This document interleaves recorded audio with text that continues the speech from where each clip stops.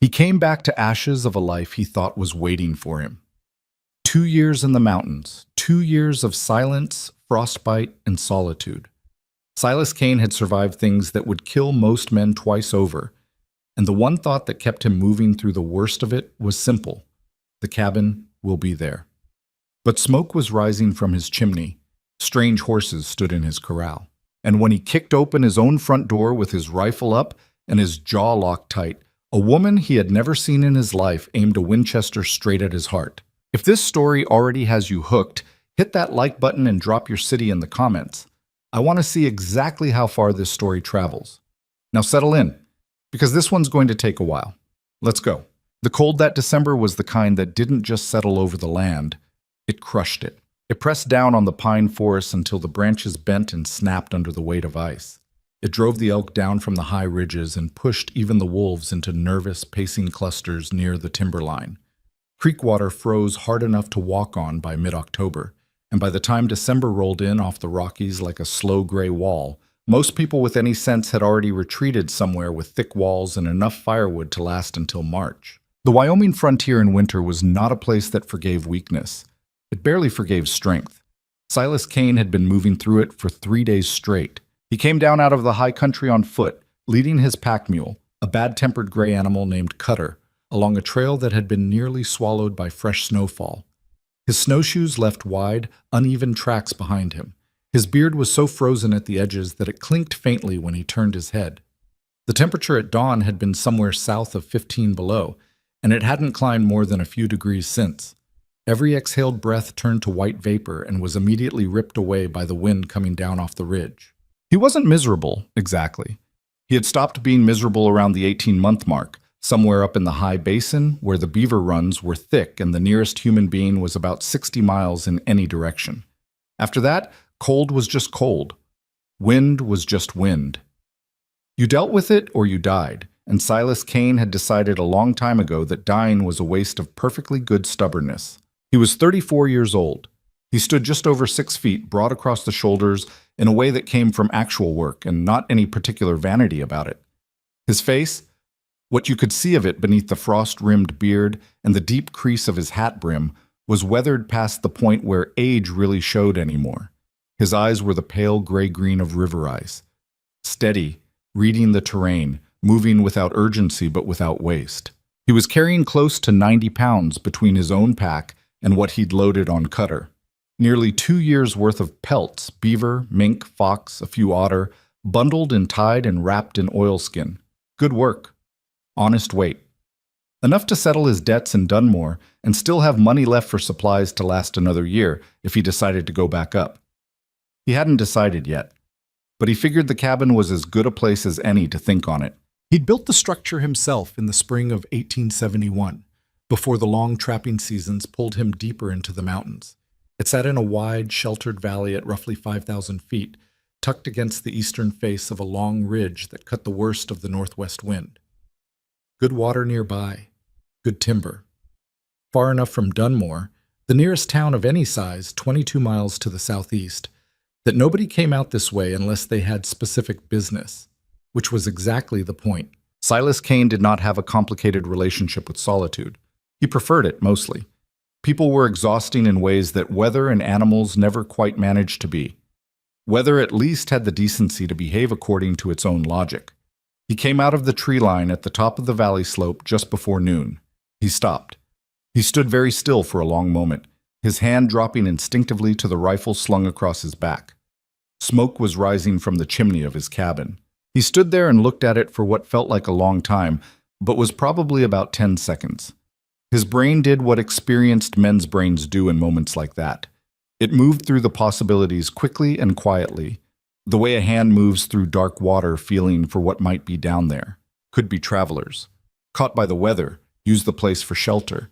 It happened on the frontier. You left a place unlocked and understood that someone in need might pass through. That was just common sense and basic human decency. But travelers didn't leave horses in a man's corral. He could see them now, 3 of them, standing huddled at the far end of the rail fence, with their heads down against the wind. Good-looking animals, not trail-worn or desperate.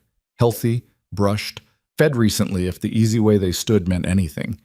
These horses belonged to someone who took care of things. And firewood. There was a stack of it beside the cabin door.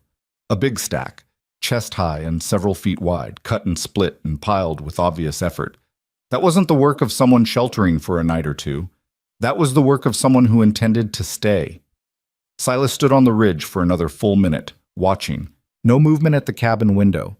No one visible outside. The horses were the only sign of life beyond the smoke. But the smoke itself told a story. Steady and even.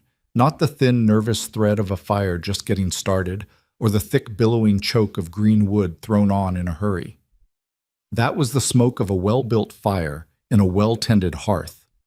Someone had been living here. He felt the anger move through him like a slow, hot current under all that cold, the kind of anger that doesn't make noise because it doesn't need to.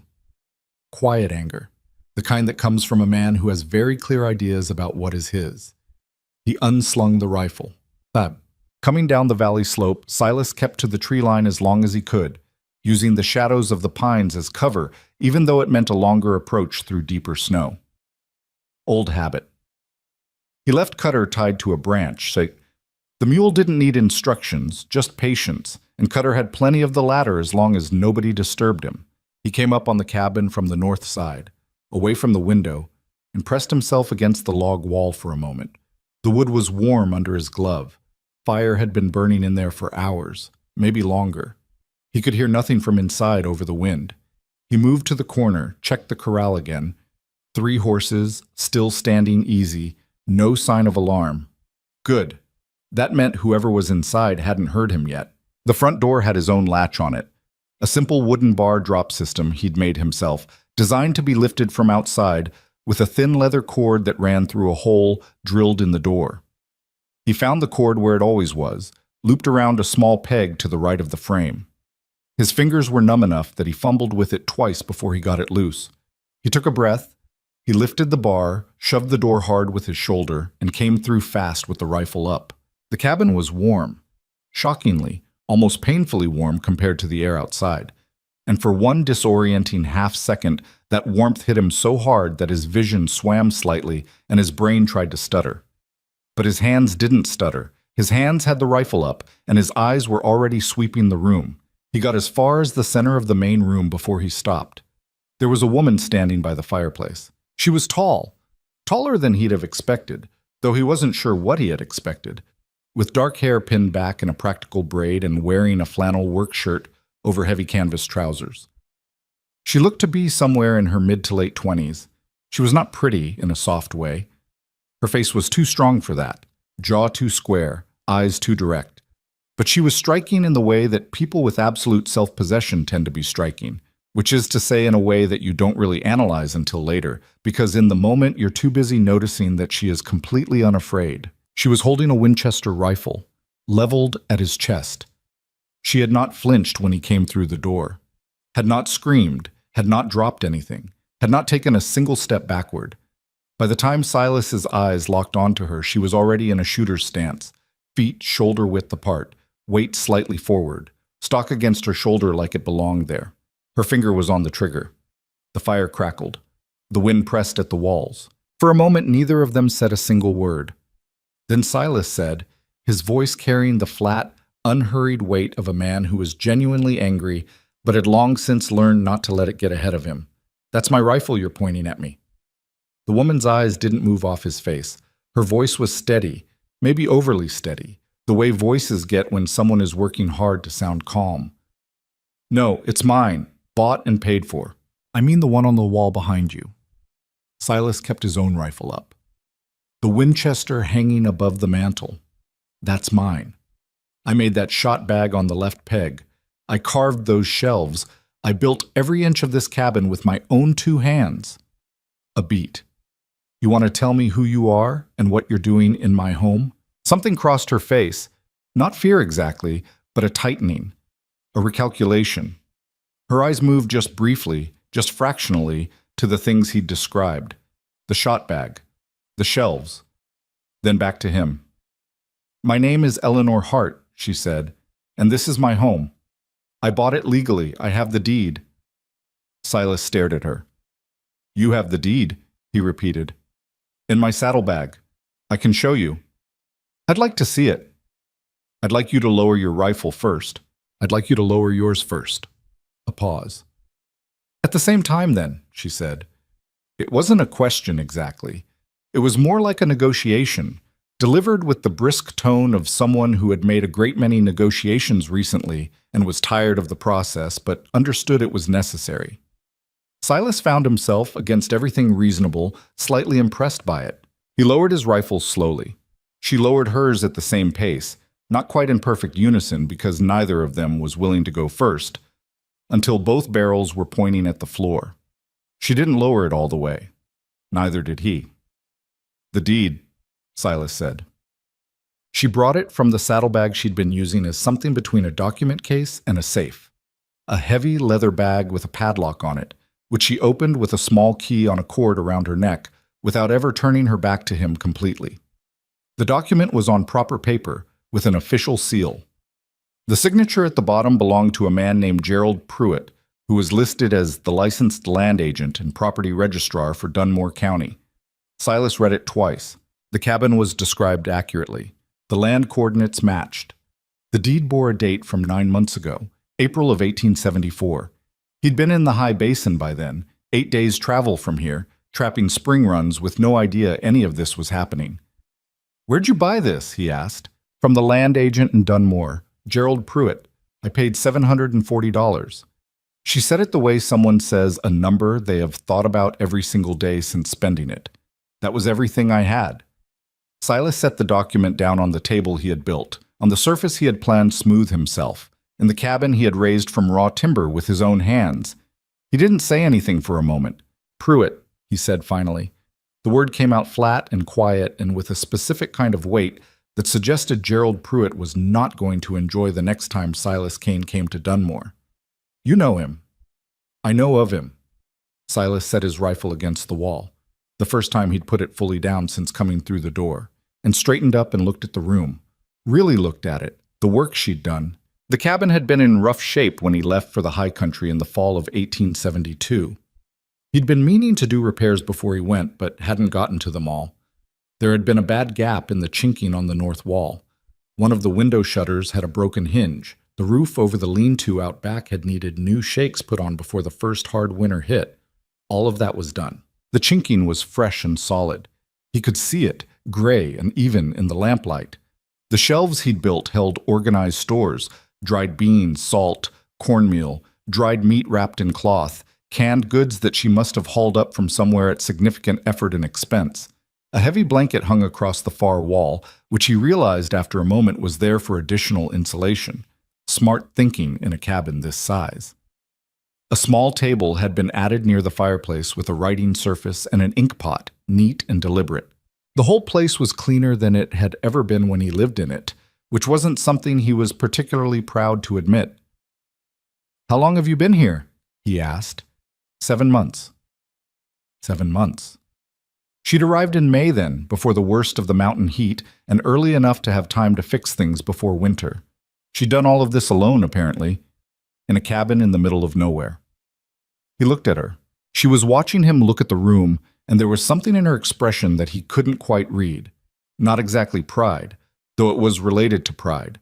More like the expression of someone waiting to see if what they've done is going to matter, and already prepared for the answer to be no. "Sit down," he said. It came out rougher than he meant it to. "I'll stand." "Fair enough." He pulled out one of the chairs at the table and sat down himself, set his hat on the table, and rubbed his face with both hands. He was exhausted in a way that 3 days of hard mountain travel produced, and the warmth of the cabin was pressing against that exhaustion now, trying to turn it into something heavier. "Tell me everything Pruitt told you." She told him. Dammit. It came out in pieces, the way stories like that do. Not because she was withholding anything, but because when you've spent 7 months alone in a Wyoming wilderness, actively not thinking about something, putting it back into words takes a moment. Pruitt had advertised the property in several eastern newspapers. She'd seen the listing in a Pittsburgh paper in January. Isolated homestead, improved, good water and timber, remote location in the Wyoming Territory, suitable for independent settlement. The price had been low, significantly low. She'd known that even then. but Pruitt's explanation had been smooth and plausible. Previous owner, he'd said, abandoned the property after the winter of 1872, gone back east, signed the land over to the county for unpaid taxes. I should have asked more questions, Eleanor said. She said it without self-pity, which was somehow worse than if she had. Just a clean, accurate assessment of her own choices. But I needed to be somewhere that nobody would think to look. The more remote and the cheaper, the better. Silas noted the phrasing to somebody would think to look, and filed it away. And Pruitt showed you the tax documents? The transfer paperwork? Yes. Everything looked right. I don't know enough about Wyoming land law to have known what to look for. He had official seals. He had signatures. She stopped. I trusted it because I needed to trust it. That was my mistake. It was Pruitt's crime, Silas said. Not your mistake. Something shifted in her face at that. Brief. She covered it quickly.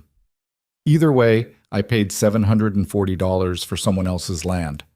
And now the person whose land it is has come home.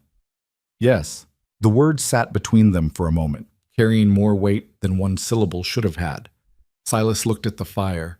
The snow was building against the shuttered windows with a low, steady hiss. Outside, the wind had picked up again. He could hear it working at the corners of the roof, that particular high note it made when it was hunting for gaps. It found none, he noticed. She'd sealed those too. You can't go anywhere tonight, he said. Not in that. I know. Or tomorrow, probably. Or the day after. He looked at her. That storm came off the northern peaks. Those run 3 days minimum. I know, she said again, and now there was an edge of something in her voice. Not quite anger, not quite despair, but somewhere between them. The sound of a person who has been making very hard calculations and keeps arriving at the same bad number. I've been watching weather up here for 7 months. I know what a 3-day storm sounds like. Then you know we're stuck here. I know. Together. A pause. Unfortunately, she said. He slept in the lean-to that first night, which was cold but manageable with the buffalo robe he had in his pack and the body heat of the mule, and which was his own decision and not one she pushed for. He'd have slept in the main cabin if she'd have had it, but she'd set her bedroll on the floor near the fire in a way that made clear the arrangement, and he didn't argue. The cabin was hers in every practical sense. Whatever legal situation existed, she had earned her space in it.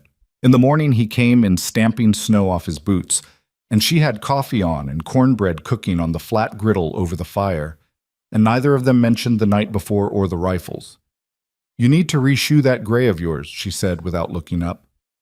Left front. She's favoring it. I noticed last week. I noticed too. He poured coffee. I'll do it when the storm breaks. There's an extra set of shoes in the tack box. He stopped, looked at her. I found them in the lean-to, she said, still focused on the griddle. Assumed they were yours. I didn't use them. He drank the coffee. It was better than anything he'd made in 2 years. He didn't say that. Appreciate it, he said instead. They ate without talking much. Outside, the storm threw itself against the walls with the kind of sustained effort that made you understand, in your bones, why people didn't survive on this frontier without shelter. Inside, the fire did its work and the cornbread was hot and the coffee was strong and the silence between them was not comfortable. Not yet. Not close to that. But it wasn't hostile either. It was just 2 people in a small space, eating, thinking, staying warm. After a while, Eleanor said, You said you've been trapping for 2 years. About that, 2 winters in the high basin. Alone? Alone. She considered this. Did you come back because you were finished, or because you needed to? It was a more perceptive question than he'd expected, and he thought about it honestly rather than deflecting. Both, he said. The work was done, the cabin was waiting. He looked at the walls. Or it was supposed to be. She nodded, poured more coffee, for both of them, without asking, the way people do when they've been alone long enough that small courtesies become automatic. I need to ask you something. Ask? What are you going to do? About the cabin? He looked at her directly. I'm going to get my land back. Through the law, if the law will cooperate. Around the law, if it won't. And me. You didn't steal anything. Pruitt stole from you same as he stole from me. He set his cup down. But I'm not going to pretend the situation isn't what it is. This is my land, my cabin. I know that. Her voice was level. I've known it since you read the deed and I saw your face. She looked at the fire. I'm not asking you to give me anything. I'm asking what your plan is, because whatever it is, it affects me. Silas leaned back in his chair. Outside, the storm screamed. For the winter, he said slowly, we survive. We can't do anything about Prairie until the roads are open anyway. In the spring, we ride to Dunmore together. We find out exactly what he did, who helped him, and who else he's done it to. We take everything we can find and we burn him down with it. Eleanor's jaw worked slightly. Then she said, and in the meantime, Silas said, we figure out how to share a cabin without killing each other. Well, it was harder than it sounded, and it was also, in small and grudging ways, somewhat easier than either of them expected. Silas knew things she didn't, not about the cabin itself. She'd figured that out thoroughly on her own, but about the land around it. The routes through the valley, the places where the snow packed soft and dangerous on certain slopes, which draws produced game and which were dead territory in winter. The small details of survival in that specific country that you could only accumulate by having spent years learning them the hard way. Eleanor knew things he didn't. She knew how to make the supplies last. She had a particular kind of organized practicality about food and resources that he'd never developed. He tended to use things when he had them and figure out the rest later, which worked fine when you were alone and was a disaster as a long-term strategy. She had lists. She had measurements. She knew exactly how many days their current stores would last and under what conditions. You wrote all this down? He asked on the third day, when she showed him the small ledger she kept. How else would I know? He looked at the neat columns. Quantities, dates, estimated use rates, weather notes. I've been trapping professionally for 8 years and I never thought to do this. That's not a compliment I'm going to accept, she said dryly. That's just a description of poor planning. He found himself wanting to argue and finding that he couldn't. They developed routines the way people do when thrown together by circumstances neither of them chose. Not warmly, not quickly, but practically. Because practicality was the only language the frontier really respected. He handled the animals and the firewood and the exterior work. She handled the interior stores and the cooking, not because those were assigned roles, but because those were the areas each of them had already been managing and changing. The arrangement would have required a conversation neither of them was ready for. What they talked about instead, in the evenings when the fire was down to coals and the dark outside was the absolute dark of wilderness winter, was Prairie. It started on the 4th night, when Eleanor quietly brought out the envelope she'd been keeping in her saddlebag alongside the deed. She spread its contents on the table between them. The original purchase agreement, 3 letters she'd received from Prairie before traveling west, and a copy of what he had claimed was the original tax abandonment notice. Silas studied them for a long time. This signature, he said finally, pointing to the bottom of the abandonment notice. This is supposed to be the county registrar. That's what Prairie said. The county registrar in 1873 was a man named August Fenner. He tapped the signature. I know Fenner's handwriting. He witnessed the original deed when I filed it. This is not his handwriting. Eleanor was very still. You're certain? Certain enough. He straightened. And this seal. See here, the impression is off. The real county seal has a slight crack on the lower left from when it was dropped in 1870. Somebody told me that once. This seal is clean. A forged seal, she said quietly, on a forged abandonment notice. She stopped. Then, which means Prairie didn't just sell abandoned property. He fabricated the abandonment. He manufactured evidence that you'd given up the land, then sold it. Yes. That's not just fraud. That's a felony in the Wyoming territory, Silas said. And Prairie didn't do this alone. You need at least 2 people to forge a county seal and produce documents with it. Someone in the county office or someone with access to it. He looked at her. Did Prairie ever mention anyone else? A partner? A colleague? Eleanor thought. The fire popped. He mentioned a name once, when I was finalizing the purchase. He said something about having to clear it with Harlan before the paperwork could be finalized. She paused. I didn't think much of it at the time. I assumed it was a business partner. Harlan. Do you know that name? Silas was quiet for a moment. Then, Martin Harlan. He's the president of the Dunmore Cattlemen's Bank. Eleanor stared at him. A banker, she said. The banker, in that county. He controls most of the large land notes in the valley. He's been pushing for consolidation of smaller properties for years, buying up homesteads when people go under, rolling them into larger parcels that he controls. Silas's voice had gone very flat and quiet. If Pruitt sold my land, Harlan financed it. And if Harlan financed it, there's a trail of paperwork somewhere that ties them together. Eleanor reached over slowly and began folding her documents back into the envelope. So it's not just Pruitt, she said. No. We're looking at a banker with connections, money, influence over the county government. Yes. She tucked the envelope away. Her hands were completely steady. That's going to be considerably more dangerous than suing a crooked land agent. Yes, Silas said again. She was quiet for a moment. Then she looked at him across the table, and her expression had settled into something clear and deliberate. Not hard exactly, but resolved. The expression of someone who has already been through enough that the size of a problem has stopped being a reason not to face it. Spring, she said. Spring. December turned. The storm that had locked them into the valley for its promised 3 days wound up lasting 5, and then another smaller system came down from the north and added 2 more, and by the time January arrived with its brief, illusory periods of cold, calm sunlight, Silas and Eleanor had settled into something that wasn't quite comfort, but was starting to resemble a functioning life. He was surprised by her, regularly, and in ways he didn't particularly welcome. He'd formed a picture of her in the first hours. Eastern woman, runaway, probably soft despite everything, holding things together through sheer stubbornness but liable to crack if pressed. And she systematically dismantled that picture piece by piece without apparently trying to. She could shoot, not the hesitant half-knowledge of someone who'd been handed a weapon for protection and told to point it. She knew what she was doing.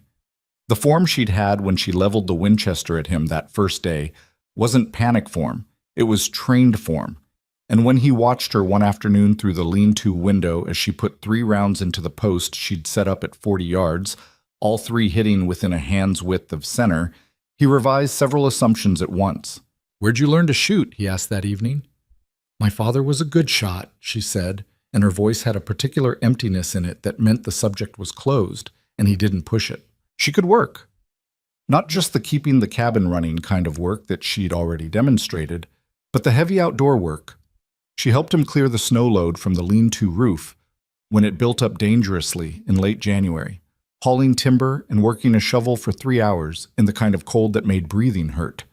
And when they were done, she went inside and made supper without complaining once. He caught himself watching her sometimes, not with any particular feeling he could have named cleanly, but with a kind of recalibration happening somewhere behind his eyes, adjusting what he thought he knew. She was perceptive in ways that sometimes caught him off guard. "You don't sleep much," she said one morning, a statement rather than a question. "Sleep enough." "You were up at 2. I heard you go out. Heard something on the north slope. Turned out to be elk." She poured coffee, handed him a cup. "You check the perimeter every night." He didn't answer. "I do too," she said. "Different directions. I've been doing it since July." She sat down. "Who are you expecting?" He looked at her. She looked back, and the question was genuine. Not worried, not dramatic. Just a person who had taken every precaution she knew to take and was curious whether the person sharing her space was working from the same information or different. "People Pruitt and Harlan might send," he said, "if they know I'm back." Eleanor was quiet for a moment. "There's something else you should know," she said, "about why I came here, why I needed somewhere nobody would find me." He waited. "My husband," she said. And then she stopped and seemed to be choosing words very carefully, the way you do when a story is complicated and ugly and you've told it to yourself so many times that the telling has worn grooves in you. "My former husband. We haven't been married in any real sense for 3 years, but in the eyes of Pennsylvania law, we still are. His name is Aldrich Hart." She looked at the table. "He is a very wealthy man, powerful family, state legislature connections." A pause. "And he is the reason I left with everything I had and came somewhere that doesn't appear in any newspaper or conversation connected to my name." Silas said nothing. He was listening in the way that he listened. completely, without interruption, without filling the spaces. He is not a man who accepts that someone belonging to him can simply leave, Eleanor said. The word belonging came out with a specific bitterness, worn smooth by repetition. I made plans for 2 years, saved money secretly, made arrangements. She stopped. I was careful. I thought I was careful enough.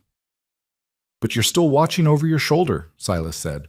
Every day since I left Philadelphia. She looked at him directly. You should know that, about who you're sharing this winter with, what it might bring to your door. Silas was quiet for a moment. Outside, the January wind moved through the pines with a sound like low water. What I know, he said slowly, is that a woman ran from a bad situation, got cheated by a criminal land agent, and has been living alone in a Wyoming wilderness for 7 months, fixing everything that was broken and not asking anyone for help. He looked at her. The past that chases a person doesn't say much about who that person is. Eleanor held his gaze for a long moment. Then she looked away, back at the table, and he saw the muscles in her jaw work once, quickly, the way they do when you're holding something down. I appreciate that, she said quietly. That. February arrived with the cold so deep and still that it had its own kind of beauty, the way dangerous things sometimes do. The sky was often that blue-white color that looks painted on, too vivid to be entirely real, and the snow on the valley floor was crusted hard enough by morning that you could walk on top of it before the midday thaw turned the surface to soft treachery. Silas had been working the trap lines, short runs close to the valley, nothing that took him more than a few hours from the cabin, partly because of weather, partly because of the other thing, the thing he hadn't said out loud but had been thinking about since Eleanor's conversation about her husband. He was checking the second line of sets, a shallow run through the aspen thicket to the northwest, when he found the track. He crouched in the snow and looked at it for a long moment. Human. Snowshoe. Larger frame than Eleanor's, though he knew her tracks by now, the slightly inward angle of her right foot from an old injury she'd never mentioned. These were different. Bigger stride. A man, almost certainly. Coming from the northwest and turning south toward the valley. Coming from the direction of the Rimrock Pass. In February, which meant whoever had made this track had either come through the pass before it closed in January, so unlikely given the track's freshness, or had come over the mountain by a route that nobody used in winter unless they had a very specific reason to be here that couldn't wait for spring. Silas followed the track for 20 minutes until it intersected with a second set. 2 men, both turning toward the cabin's valley. He went back fast. She was splitting kindling when he came through the tree line at a near run, and she read his face immediately. Not panic in it, nothing close to panic, but the flat, controlled urgency of a man who has found something he didn't want to find. What? She said. 2 men, northwest, snowshoes, probably half a day ahead of me when they made those tracks, which puts them tonight, she said, or close to it. She didn't ask how he knew or what it meant. She set the axe down and straightened up and said, "Where do we position?" He looked at her. She was looking back at him steadily, and the question was completely practical. Where do we position? Not who are they or what do we do, but the question of someone who has already accepted the situation and is moving to the next step. We don't know what they want yet, he said. Could be Pruitt's people. Could be his, she said quietly. Not frightened, just naming it. Yes, then it doesn't matter which, either way. He thought about arguing with that assessment and decided it was accurate. I want you inside, shutters barred. I'll take them. No, she said. We've talked about this. I'm not hiding. I'm not asking you to hide. I'm asking you to be inside where there's cover, which I can have, and also hold a rifle from the east window. She picked up the axe again, not to use it, just to have something in her hands, he thought. I know this land now too, Silas. I've walked every inch of this valley. If they come from the northwest, the best approach is through the aspen draw. She pointed, which means they come out there, into the open, with the firelight from the window showing them to anyone watching from inside. He stared at her. She was right. East window, he said finally. East window, she agreed, and you take the ridge. They ate early, cleared the table, and moved through their preparations with a quiet efficiency that neither of them commented on. It was the efficiency of two people who had spent weeks now reading each other's movements, who had developed the shared spatial awareness of individuals living in close quarters, knowing where the other person was, what they were doing, when to step aside. Eleanor loaded the Winchester and laid out additional ammunition on the shelf below the east window, within easy reach in the dark. She shuttered the windows except for the east one, which she left open a calculated inch. Enough to see through, not enough to let in anything that shouldn't come in. She moved the lamp so that it cast light toward the front of the cabin and away from her position.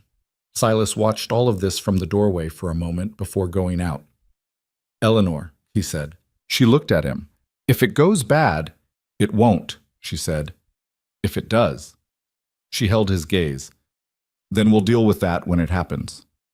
A pause. "Go." He went. The two men came into the valley at roughly 9 in the evening, crossing the open snow from the northwest draw just as Eleanor had predicted, moving in the way that men move when they think they're being careful, but are cold enough that careful has gotten sloppy. Silas let them come to within 50 yards of the cabin before he spoke from the darkness of the ridge above them. "Stop there." They stopped. One of them grabbed for something at his hip and then seemed to reconsider. "We don't want any trouble," the closer one called up. His voice had the flat, nasal quality of somewhere in the middle of the country. Not frontier men, not mountain men. Hired men. "What do you want then?" A pause.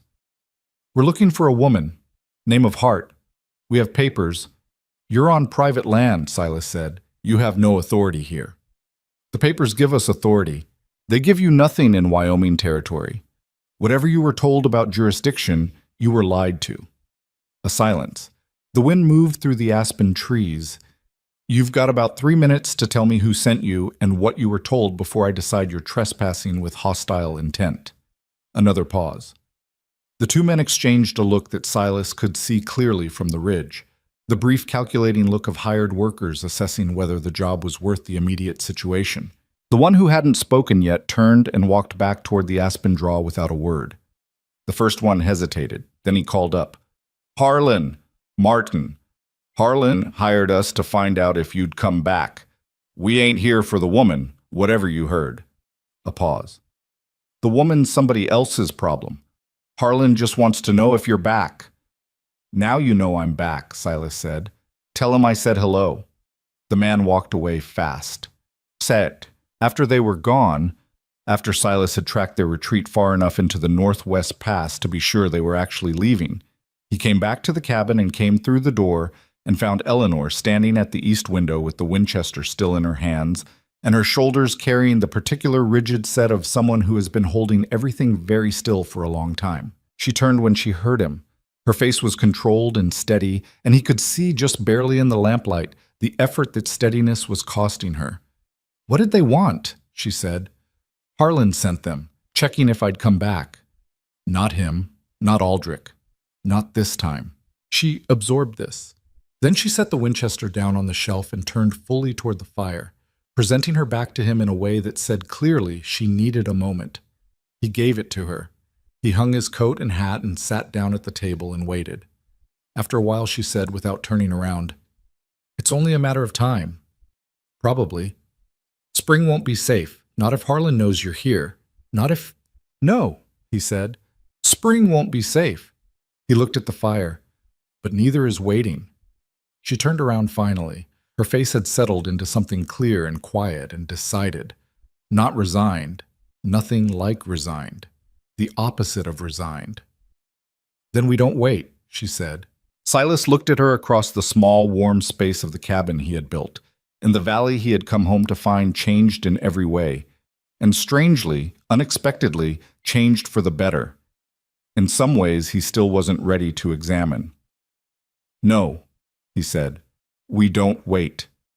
Outside, the Wyoming winter pressed its full weight against the walls, and inside, the fire held. The two men from Harlan didn't come back. That didn't mean much, and both Silas and Eleanor understood that without saying it. Men like Martin Harlan didn't send scouts because they were curious. They sent scouts because they were building a picture, calculating angles, deciding what a thing was worth before they committed to a course of action. The two men in the snow had been the question. Whatever came next would be the answer. February finished itself out in the way Wyoming Februaries do. Slowly, grudgingly, with occasional days of false warmth that made you believe for a few hours that the worst was past, followed by nights that reminded you exactly how wrong you were. The cold eased a few degrees but never broke. The snowpack in the high valley stayed deep and crusted. The pass to the northwest stayed closed. Silas and Eleanor worked. That was the thing about frontier winter. It didn't leave room for much else. The daily business of staying alive and keeping the homestead functional consumed hours in a way that townspeople never quite understood. Firewood had to be hauled and split and stacked. Animals had to be fed, watered, and checked for the dozen small injuries and ailments that cold produced. The cabin's exterior needed constant monitoring. Ice building under the eaves could work under the shakes and split them, which meant a leak midwinter, which in that cold meant real trouble. The trap lines needed running even in bad weather because a frozen dead animal in a trap was a wasted pelt and a sprung set that would need to be reset anyway. They divided the work without ceremony. It had evolved over the weeks into something functional, and Silas would have admitted, if pressed, more efficient than what he'd managed alone. He was good at the solitary, physical, exterior work, the hauling and trapping and trail breaking. She was good at the longer horizon thinking, the resource management, the things that required tracking systems instead of instinct. Neither of them was good at everything, and both of them were aware of it, and they had arrived, without discussion, without any kind of formal arrangement, at the understanding that the gap between what each of them was good at was roughly the shape of the other person. He didn't dwell on that. It was a practical observation, not a sentimental one. What he did dwell on, in the evenings when the work was done and the fire was settling and Eleanor sat at her small table with her ledger or her letters, was the Prairie problem. More specifically, the Harlan problem. Because the more Silas turned it over in his mind, the more certain he became that what had happened to his land wasn't an isolated act of opportunism. It was a pattern. "Tell me again what Prairie said about the property when he sold it to you," he said one evening in the second week of February. Eleanor looked up from the letter she was writing. She wrote letters regularly, folded them and dated them, and kept them in the saddlebag, though she'd had no way to send them since October. He'd never asked who they were to. Which part? The part about the previous owner. He said the owner had gone back east, gave up the property after the winter of 1872. Couldn't handle frontier conditions. He said couldn't handle frontier conditions. Words to that effect. Silas nodded slowly. He'd been thinking about Roy Kastner. Roy had been a homesteader about 12 miles north, in a narrower valley up along the Whetstone Creek drainage. Silas had known him vaguely. They'd crossed paths a few times in Dunmore, shared a drink once, exchanged the kind of easy, intermittent conversation that frontier neighbors had when they happened to be in the same place at the same time. Roy had been a solid man, not dramatic about hardship, not a complainer. He'd built a decent operation up along the Whetstone, had water and timber and good ground for a kitchen garden once the soil was worked. Roy hadn't been in Dunmore the last time Silas came through, in the fall of 1872, before heading up to the high basin. He'd assumed Roy was just busy. There was another homesteader, Silas said, north of here, man named Kastner, good land, good setup. Last I knew of him, he was doing fine. He looked at the fire. I want to find out what happened to his property. Eleanor's pen stopped moving. You think Prairie sold his land too? I think a man with a forged county seal and a banker backing him didn't do all that work for one transaction. He looked at her. I think we're going to find out there are others, maybe several others. Eleanor was quiet for a moment, and he could see her working through it. The same methodical way she worked through the supply ledger, following a chain of logic to its end. If there are multiple fraudulent sales, she said carefully, then it's not just a crime against you or against me. It's an organized scheme, systematic theft of frontier land. Yes? That changes what kind of evidence we need. Yes? She set her pen down and turned fully to face him. Her expression had the focused quality it got when she was thinking seriously about something. A slight narrowing of the eyes, a stillness in the rest of her face, like everything not needed for thinking had been temporarily switched off. If we go to Dunmore with just our two cases, Harlan's lawyers bury it. He's got money, connections, probably half the county officials in his pocket already. Two people against that doesn't win. She paused.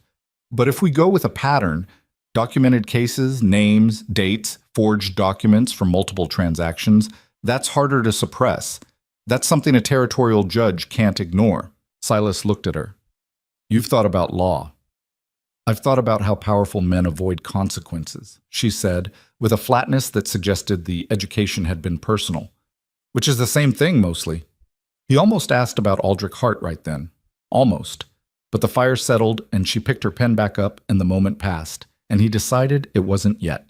Instead, he said, There's a woman in Dunmore, Mabel Suarez. She keeps a boarding house, been there 20 years, knows everyone and everything that passes through that town. If Pruitt sold other properties, she'll know about it, or she'll know who does. How do you know her? She fixed a broken rib for me in the winter of 1869 and didn't charge me more than the cost of the bandaging. He paused. She also gave me a significant lecture about climbing unstable rock formations in January, which I have not entirely taken to heart, but which I do think about. Eleanor's mouth pulled slightly at one corner, such not quite a smile, not yet, but in the neighborhood of one. It was the closest thing to humor she'd offered in his direction since the first day, and it was gone almost immediately, but he noticed it. When the pass opens, he said, she's our first stop. When the pass opens. Eleanor nodded and returned to her letter, and the cabin settled back into its quiet working rhythm, the fire burning and the wind working at the corners, and the two of them thinking separately about the same enemy. The pass opened on the 4th of March. It wasn't a dramatic event. No sudden thaw, no great theatrical crack of the ice. It was just that the temperature stayed above freezing for 3 consecutive days, and the north wind dropped enough that the drift blocking the upper end of the pass settled and slumped, and became, on the morning of the 4th, something you could push a horse through if you were willing to take it slow. Silas found out by going up and looking, which was how you found out things on the frontier. 2 days' ride to Dunmore, he said when he came back. Pass is rough, but passable. If we leave tomorrow morning, we can make it before dark the second day. Eleanor was already at the saddlebag. Not packing it, she'd never fully unpacked the important things, which told its own story, but checking it, methodically working through the contents, documents, letters, the small lockbox with what was left of her money. I need to bring everything. I figured. She looked up. There's one thing I want to say before we go. He waited. Whatever we find in Dunmore, however bad it is, however many people Harlan has on his side, I am not going to run from it. She said it clearly, without drama, but with the particular weight of something that had been decided a long time ago and was being stated now as a matter of record. I'm done running. I know that might make things more complicated. It doesn't make them more complicated, Silas said. It makes them more honest. She held his gaze for a moment. Then she nodded once and went back to the saddlebag. They left at first light. The ride to Dunmore took 2.5 days. Not 2, because the pass was rougher than Silas had hoped, and they lost several hours on the second afternoon to a section of trail that had shifted under the snowmelt and required careful picking through. They didn't talk much on the trail. The terrain demanded attention, and both of them were in the particular focused state that comes before a confrontation when you've had a long time to think about it and have now run out of time. On the second evening, they camped in the lee of a sandstone outcrop about 6 miles east of Dunmore, built a small fire, and ate the last of the cornbread Eleanor had wrapped before they left. Tell me about Harlan, Eleanor said. Everything you know. Silas thought about it. He came to Dunmore about 8 years ago. Before that, somewhere east, I don't know exactly. He had money when he arrived, enough to buy the existing bank operation from the man who'd been running it. Within 2 years, he had notes on most of the significant land in the county. He turned the cornbread over in his hands. He's not stupid. He doesn't make threats directly. He makes loans that create obligations, and then when people can't pay, he has the law on his side. That's how powerful men work, Eleanor said. You sound like you know that kind of man. A pause. The fire moved. My father was that kind of man, she said. Aldrich is that kind of man. She was looking at the fire, not at him. They don't need to hit you. They just build the walls closer and closer until you can't move, and then they tell you you've been free the whole time. A beat. Harlan forging land documents is actually cruder than what I'm used to. He must have gotten impatient. Or greedy, Silas said. Greed makes people sloppy. Yes. She finished her cornbread, brushed the crumbs from her hands. So we use the sloppiness. That's the plan. She looked at him then, and in the firelight she looked tired in a way she rarely let show. Not physically tired, she could outlast most people physically, but the deeper kind. The tired that comes from years of being careful and afraid in a place that should have been safe. Do you think it'll actually work? She said. Honestly, Silas considered the question as seriously as it deserved. I think Harlan has more power than us. I think Pruitt will lie through his teeth. I think getting a county judge to move against the man who controls the county bank is going to require more than just our word. He paused. But I also think Harlan made a mistake when he forged those documents, because documents leave traces, and traces turn into evidence when somebody who knows what to look for goes looking. He looked at her. And I think you're the kind of person who knows what to look for. Eleanor was quiet for a moment. Then she said, You've changed your opinion of me. It wasn't an accusation or a question, just an observation stated plainly in the way she stated most things. Some, he said. From what to what? He thought about lying, considered it genuinely, and decided against it. I thought you were someone who'd gotten herself into something and needed rescuing. I know now that you've been rescuing yourself continuously for years, and what you actually needed was just for someone to stop getting in the way. She looked at the fire for a long moment. That might be the most accurate thing anyone has ever said to me, she said quietly. Silas didn't answer. The fire burned. They rode into Dunmore the following afternoon. The town was bigger than it had been when Silas left in the fall of 1872, which he noted without particular feeling. A main street, muddy with snowmelt, running between two rows of frame buildings, general store, feed and tack, a hotel that had been expanded, two saloons, a hardware merchant, and at the east end of the street, the solid stone-fronted building that bore a painted sign reading Dunmore Cattlemen's Bank. M. Harlan, proprietor. Eleanor looked at it as they rode past. Said nothing. Mabel Suarez's boarding house was on the north edge of town, a wide two-story structure that had been built with the kind of practical permanence that said its owner intended to stay. The porch had been swept clean of the last of the snow. A lamp burned in the front window even in the afternoon. Mabel herself opened the door before they'd finished tying the horses, which meant she'd heard them coming from half a block away and had been watching. She was 60 or close to it, a compact Portuguese-American woman with gray-streaked black hair and the kind of steady, evaluating eyes that missed nothing. She looked at Silas, then at Eleanor, then back at Silas. You've been gone a long time, she said. 2 years. I know how long it's been. She stepped back from the door. Come in, both of you. I'll put coffee on, and then you're going to tell me what's happened because I have some ideas already, and I want to know if I'm right. Inside the boarding house kitchen, over a table Mabel kept so clean it almost seemed impolite to put things on it, the story came out. Silas laid out the deed situation and the forged documents. Eleanor produced the purchase agreement and the letters from Pruitt. Mabel listened to all of it without interrupting, which was notable because she was not typically a woman who let other people talk uninterrupted. When they finished, she sat back in her chair and folded her hands on the table and said, Roy Kastner. Silas straightened. What about him? His land was sold last June. Pruitt handled it. Said Roy had gone back to Missouri. Family trouble. Abandoned the property. Sold it to a cattle operation out of Cheyenne for about half what it was worth. Mabel's voice was steady and hard.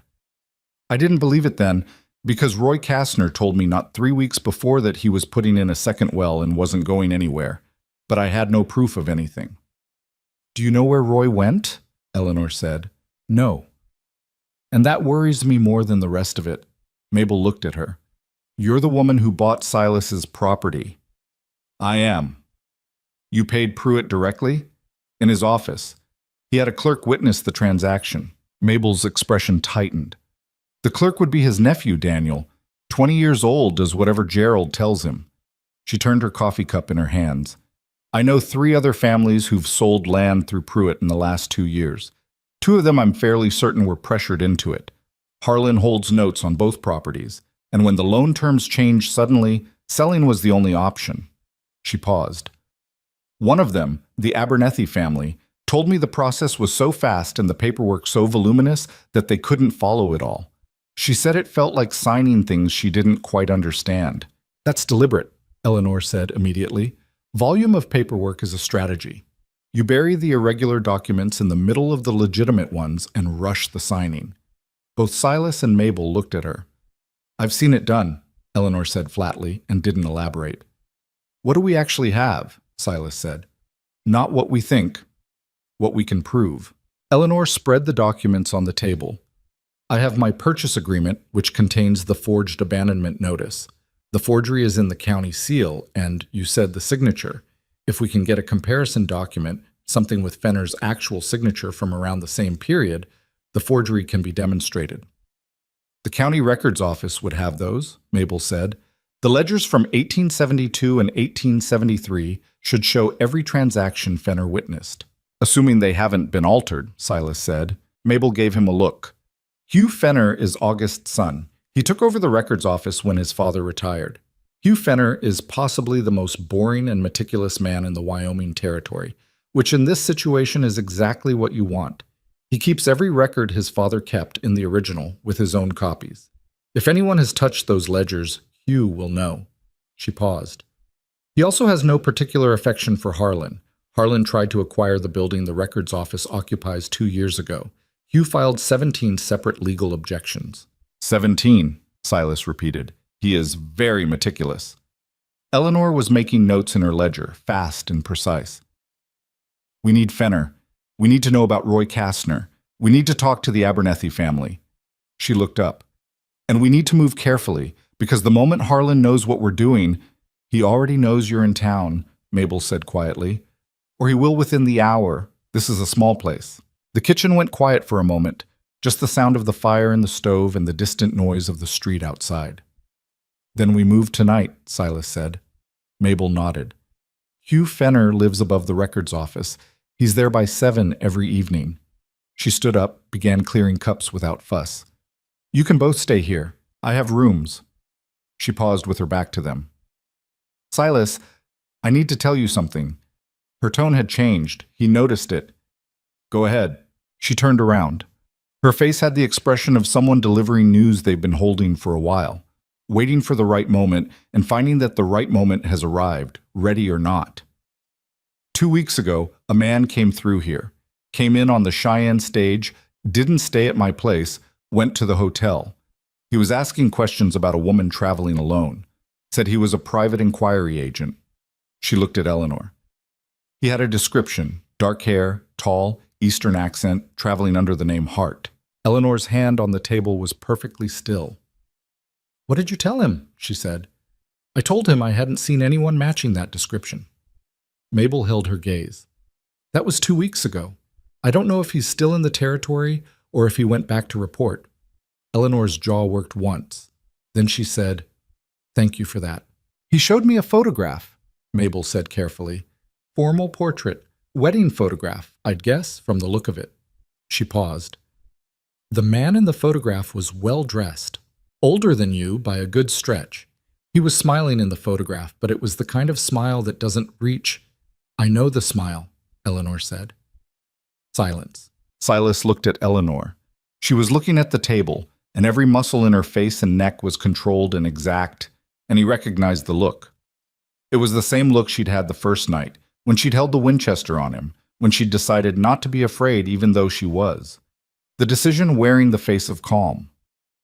It doesn't change anything, she said, and she was talking to herself as much as to them. It doesn't change what we're doing here. Silas said, If he's still in the territory, then he's still in the territory, she said. Her voice was even. And I'll deal with that when it becomes something to deal with. Right now we have Harlan and Pruitt, and we have one evening before they know we're here and start making their own arrangements. She looked up from the table, and her eyes were clear. Which problem do you want to work on first? Silas held her gaze for a moment. Then he stood up and reached for his coat. Fenner, he said, let's go see the most meticulous man in Wyoming. They left Mabel's at 6:30, in the blue-gray dusk of an early March evening, moving through streets that were quiet but not empty. A few men outside the saloon who watched them pass without comment. A woman hurrying home with a wrapped bundle. The lamp in the bank window still burning, which meant someone was inside, working late or waiting. Silas didn't look at the bank directly, but he knew Eleanor did.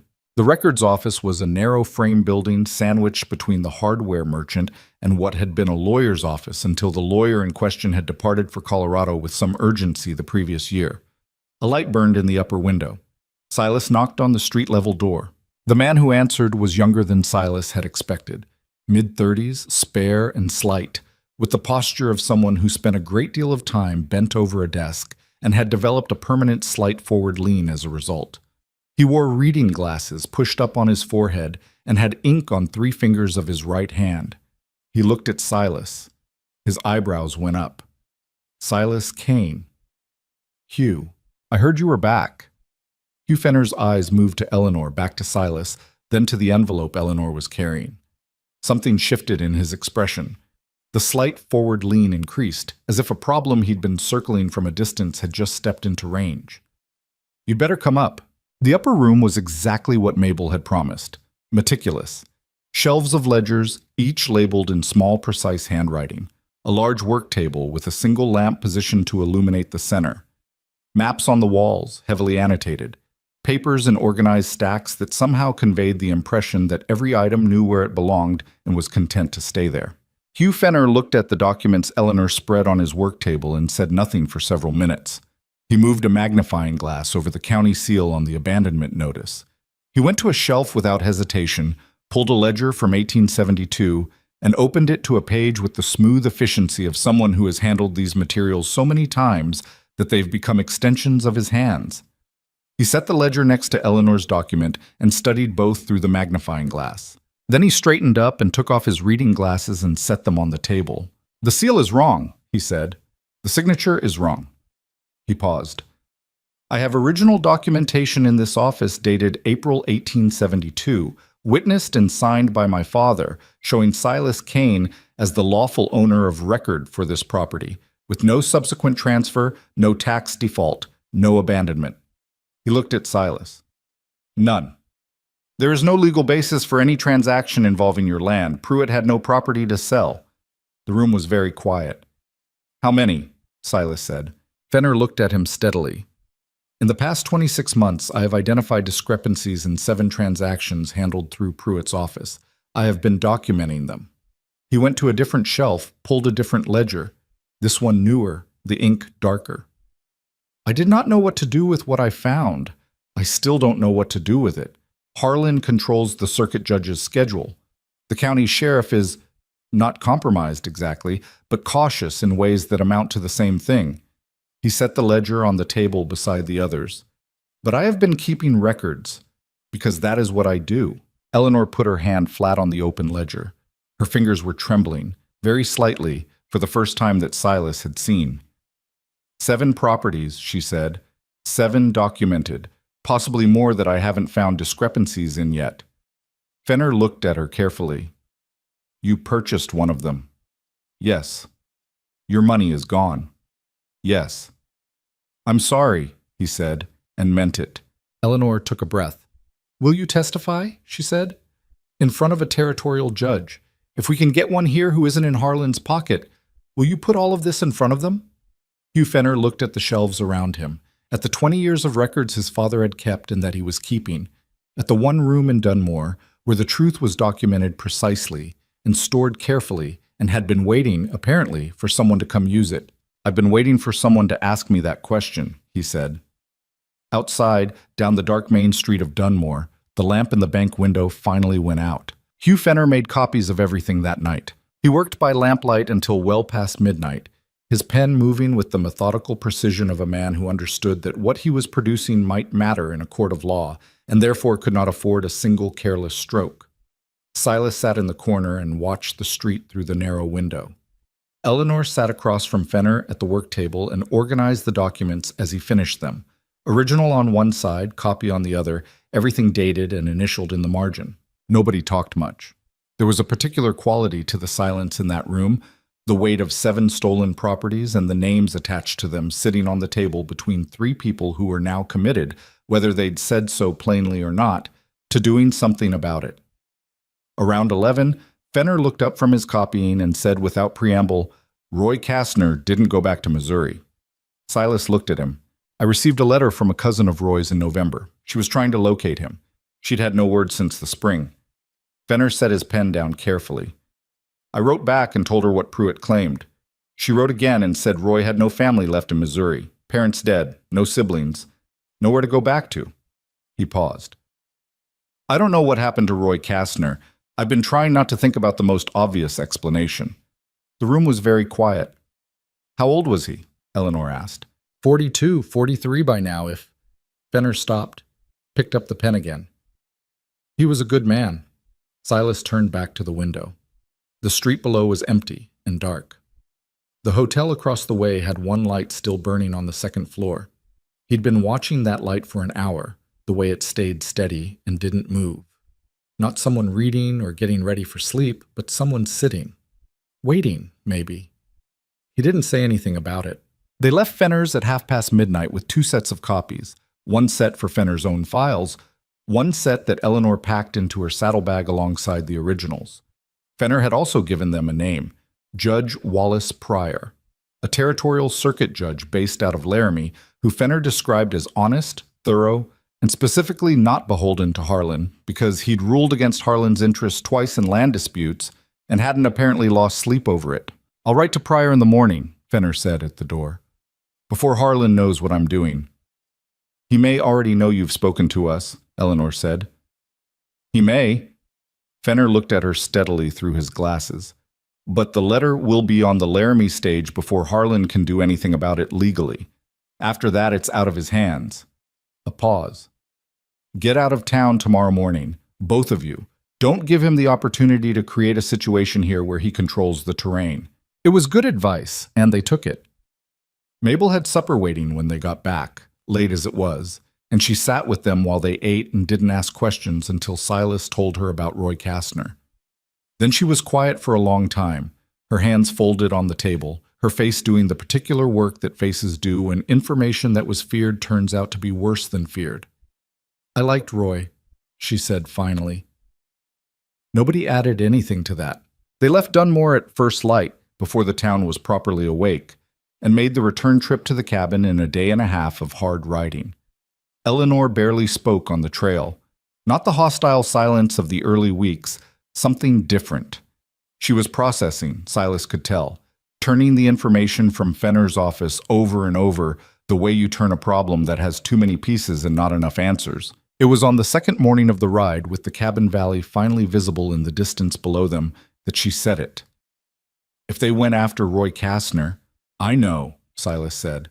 We're not just witnesses to a land fraud. We're threats to people who've already possibly... She stopped.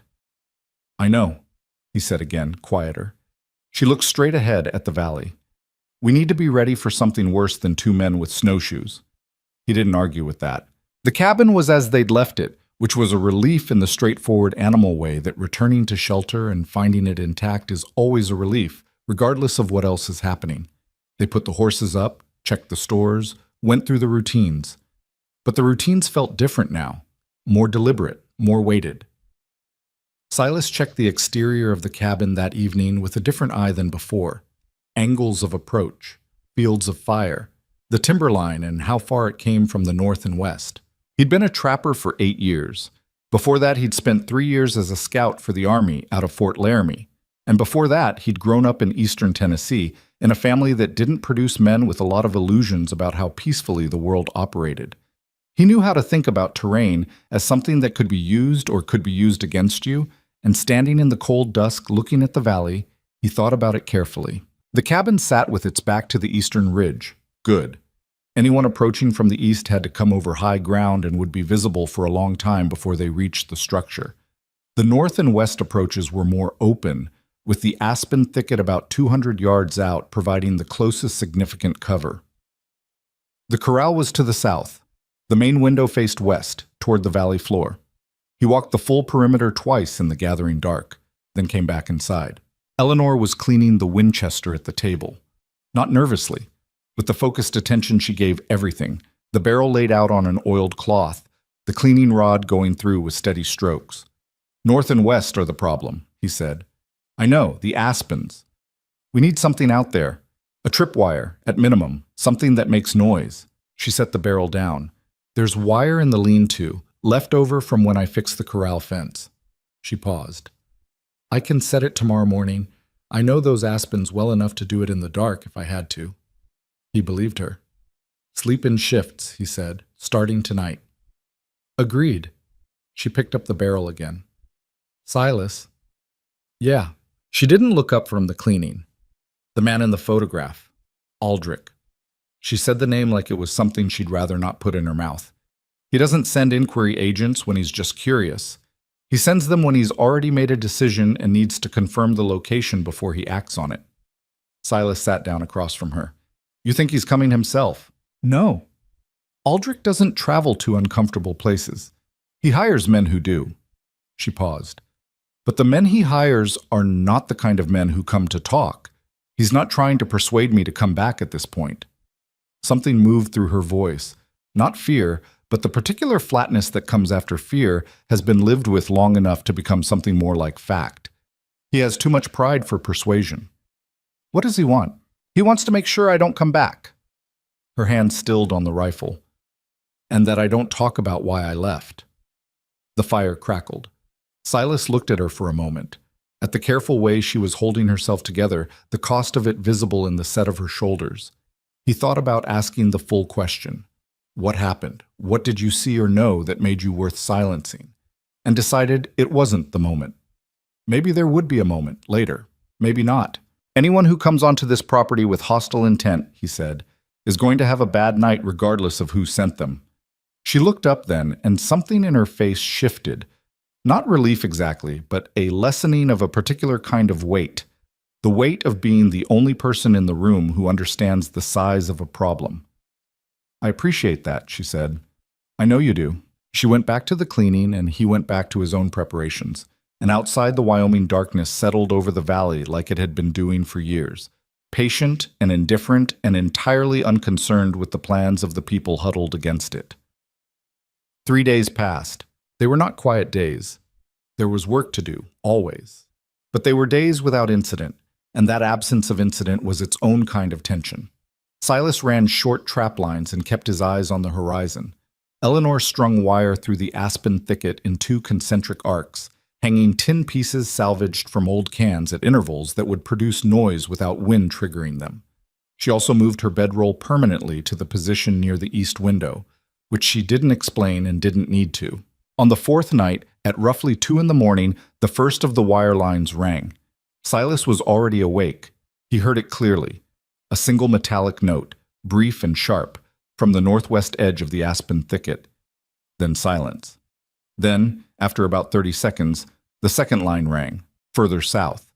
Something moving through the trees, big enough to pull the wire, careful enough to have paused between contact. Not an animal. Animals don't pause and recalculate. He was across the room in 4 steps, hand on Eleanor's shoulder.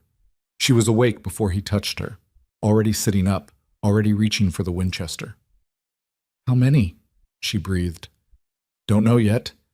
She moved to the east window in a crouch. He went to the west shutter, found the gap they'd left deliberately, narrow, enough to see through, and put his eye to it. Darkness and snow and the black shapes of the aspens about 200 yards out. Nothing moving. The horses in the corral were uneasy. He could hear the restless shifting of hooves, but not in full alarm, which meant whatever was out there was approaching slowly and from upwind. He counted the sounds he wasn't hearing. No voices, no horse sounds from outside the corral. On foot, then. He moved to the rifle rack, took down his own Winchester and the spare, checked both loads. Then the first shot came through the north wall. It hit the log above the fireplace with a sound like a hammer on wood, a heavy, flat crack, followed immediately by 2 more from different angles. Not pistol fire. Rifles, minimum 2, probably 3 separate positions. They'd bracketed the cabin from the north and west. Silas dropped below the window line. You hurt? No. Eleanor's voice came from the floor near the east window, completely steady. 3 rifles. I make it. Could be more. Stay down. I know to stay down. 2 more shots hit the north wall in quick succession, and then a voice called from the darkness outside, carrying clearly in the night air. A flat, professional voice, the voice of a man doing a job he's done before. Kane! Silas Kane! We don't need a fight here. Send the woman out and we walk away." Silas and Eleanor looked at each other across the dark room. "How many do you count?" he said quietly. "2 positions north, 1 west." She paused, but that voice came from directly in front. "South approach, near the corral." "4 then, at minimum." "Kane!" The voice again. "Hart woman has a price on her head. That's not our business with you. You send her out, this is finished." Silas didn't answer. He was thinking fast, the way he'd been trained to think. Not about what he felt, which was a cold, focused anger, but about geometry. 4 men, positioned to cover the north, west, and south approaches. The east was the ridge, steep and hard in the dark, which was why nobody was covering it. They'd assumed nobody would use it. They were wrong about that. He crawled to Eleanor. "I'm going out." Her head turned sharply. "Out. Through the east window, up the ridge. I can come around on their north position through the timber without them seeing me." She stared at him in the darkness for a moment. "That's a 1/4 mile in the dark through terrain you haven't walked in 2 years. I've walked it 10,000 times before that." He checked his rifle one more time. "You keep them focused on the cabin. Don't fire unless you have a shot. Don't waste ammunition." "I know how to manage ammunition." "I know you do." He touched her arm briefly, a contact so quick and practical it barely registered as anything other than emphasis. "Don't let them move the south man closer. The corral is cover for us, not for them. If he gets to the corral fence, I'll handle the south man," she said. He looked at her for a moment in the dark. Her face was a pale shape, and her eyes were very clear. "Back in 40 minutes, he said. He went out the east window into the black cold. The ridge behind the cabin rose steeply for about 60 feet before it leveled into a shelf of rock and sparse timber running north. Silas went up it fast and ugly, hands and feet both, his rifle slung across his back, the frozen rock biting through his gloves. A second burst of shots came from the north side of the cabin below him. 3 rounds, spaced, probing. And he heard Eleanor return 1 shot from the window, controlled and deliberate. "Good. Keep them looking at the light." He reached the shelf and moved north through the timber, pushing through snow that came to his knees in the drifted areas, staying in the shadows of the rock face, going by feel and memory and the map he'd been rebuilding in his head since he'd walked that perimeter 4 days ago. The cold at this elevation was sharp enough to make his eyes water, and the wind off the ridge worked at every gap in his coat, but he'd been cold for the better part of 2 years and his body had made a certain peace with it. He counted his paces. At 200 north, he cut west, dropping off the rock shelf into the timber on the slope above the aspen thicket. Below him, another exchange of fire from the cabin. Eleanor again, 1 shot, and then a shout from somewhere in the aspens, a man's voice, short and sharp. She'd hit something. Not necessarily the man, maybe his cover. But the shout meant the north position knew they were being shot at accurately.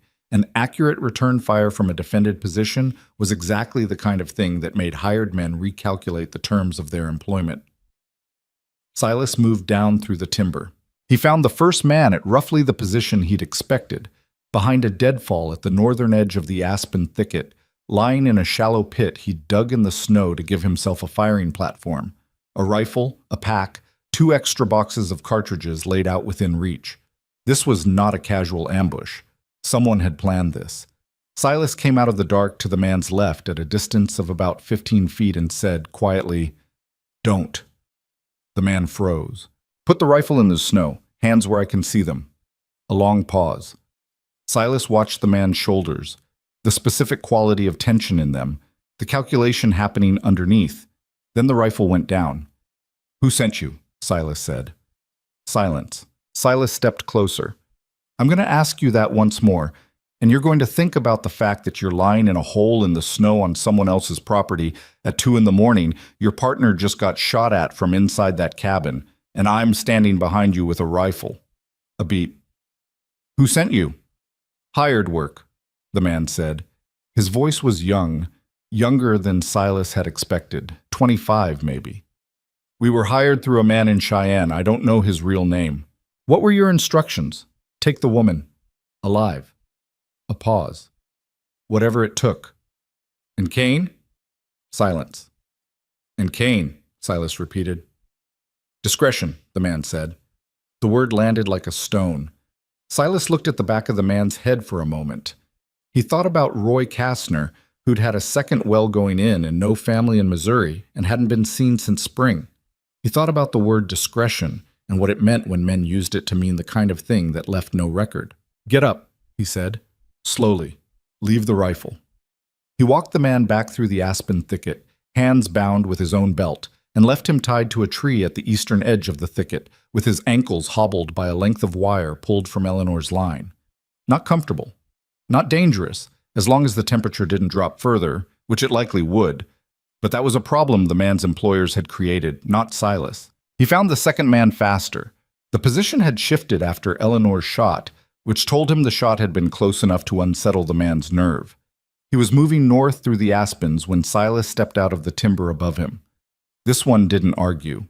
Middle-aged, heavy-set, the expression of someone who'd already been doing a private accounting of risk versus pay and had reached an unfavorable conclusion.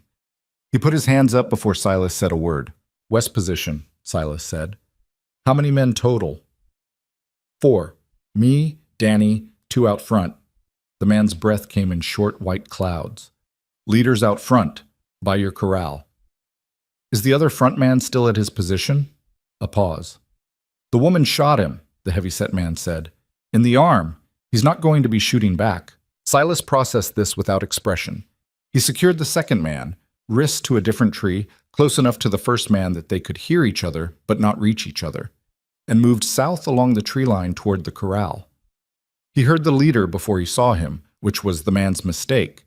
He was talking, low and urgent, into the dark near the south fence of the corral, the stream of a man who'd lost control of a situation and was trying to talk it back. "Doesn't matter, we reposition and wait for first light, we can—" He was talking to the wounded man who was sitting against the fence post with his left arm held tight to his body.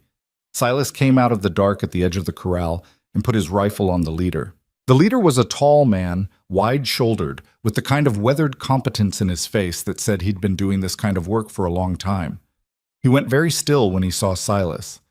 The professional assessment happened in about 1 second. Silas could see it, the rapid scan, the calculation, the conclusion. His hands came away from his rifle. "The woman," he said. His voice was the same flat professional tone from before, but something had gone out of it. The authority had gone out of it. "Heart woman. The bounty on her is significant. Split it with you, you walk away tonight." "That's your offer," Silas said. "That's a good offer." "Whose bounty?" A pause. "You know whose." "Say the name." The leader looked at him steadily. "Aldrich Hart, out of Philadelphia. He's offering $1,200 for her return." Another pause. "And the same again for proof she won't be a problem." Silas felt the anger move through him cleanly, without heat, the way it did when it had fully settled into something past emotion and into decision. "Here's my offer," he said. "You pick up your wounded man and you walk north. You find your 2 colleagues tied up in the aspen thicket and you untie them, and all 4 of you keep walking until you're out of this valley. You don't stop in Dunmore. You go back to Cheyenne and you tell whoever hired you that this job is done. Not completed, done. And if anyone comes back here again, I will not be having conversations." The leader's jaw worked. "You just let us walk," he said. The skepticism in his voice was genuine.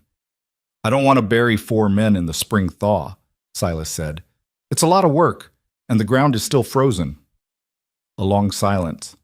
The wounded man against the fence post made a sound. Not a word, just a sound, and the leader looked at him, then back at Silas. Then he reached down and put his arm under the wounded man's shoulder and hauled him upright. "Move north," the leader said, and whether he was talking to the wounded man or to himself or to the situation wasn't entirely clear. They moved north. Silas watched until the dark swallowed them, then watched for another 5 minutes to make sure the direction didn't change. Then he turned and walked back to the cabin. Eleanor met him at the door. She had the Winchester in her right hand and a lamp in her left, and she held the lamp up and looked at him the way people look at someone they've been waiting to see come back through a door, which is different from just looking at someone and is harder to hold without feeling something about. "4?" she said. "4. They're walking north. The South man took a bullet. His arm! He's not dead." She said it without apology, but with a slight stiffness, The residue of the decision and its weight. I had the shot. You made the right call. She lowered the lamp. She looked out past him at the dark valley, at the aspen thicket and the snow and the absolute silence that had replaced the rifle fire, and he could see her working through the accounting of it. What had happened, what had almost happened, what it meant going forward. Hart sent them, she said. It wasn't a question. Yes. She was quiet for a moment. Then she stepped back from the door and let him inside, and she set the lamp on the table and the Winchester against the wall, and stood in the warm center of the cabin with her arms crossed and her chin slightly lowered in the way she held herself when she was thinking through something she didn't want to feel while she was thinking it. He knows where I am now, she said. Yes, these men will report back. Even if they don't give him this exact location, they'll tell him Wyoming Territory, Dunmore County. He has money enough to find out the rest. She looked at Silas. He won't send hired men a second time, not after this. Silas hung up his coat. His hands were finally starting to shake, slightly, the body doing what it does after the fact when it finally gets permission. He pressed them flat on the table for a moment. What will he send? He said. Eleanor's expression was very still. Himself, she said. Or someone close enough to himself that the result is the same. She pulled out a chair and sat down hard, and for the first time since he'd known her, she looked genuinely tired in a way she wasn't managing. Not broken, nothing close to that, but the kind of stripped-down exhausted that comes when you've been fighting the same fight in different forms for long enough that you can feel the cumulative weight of all of it pressing down at once. I can't keep running ahead of him. I've been doing it for 2 years, and I am so tired of it. Then we stop running ahead of him, Silas said. She looked up. We've got Fenner, we've got the documents. We've got 7 cases of fraud that tie Harlan and Pruitt to a pattern that a territorial judge can't ignore. He sat down across from her. And whatever Aldrich Hart has done, whatever you know, whatever you left Philadelphia carrying, that's evidence too, if you're willing to use it. Her jaw tightened. It would have to come out, he said, carefully. I'm not going to tell you it wouldn't. I know. The things you left to escape. I know, Silas. What he did. She was quiet for a long moment. The fire was low, casting orange shapes across the cabin floor, and outside the valley was silent now, the kind of silence that follows violence and hasn't yet decided what it is. He had a business partner, Eleanor said finally, her voice very quiet and very even. A man named Colwell. They had a shipping enterprise together out of Philadelphia. 3 years ago, I found letters in Aldrich's study. She stopped. The letters described an arrangement that Colwell was threatening to expose, an arrangement involving falsified cargo manifests and a customs official who had been paid to look the other way for 3 years. She looked at the fire. Colwell died in a carriage accident 6 weeks after I found those letters. The accident was investigated and closed as accidental. Her hands tightened slightly in her lap. I don't know for certain. I will never know for certain, but I know what I believe. The fire crackled. I took copies of 2 of those letters when I left, she said. They're in the saddlebag.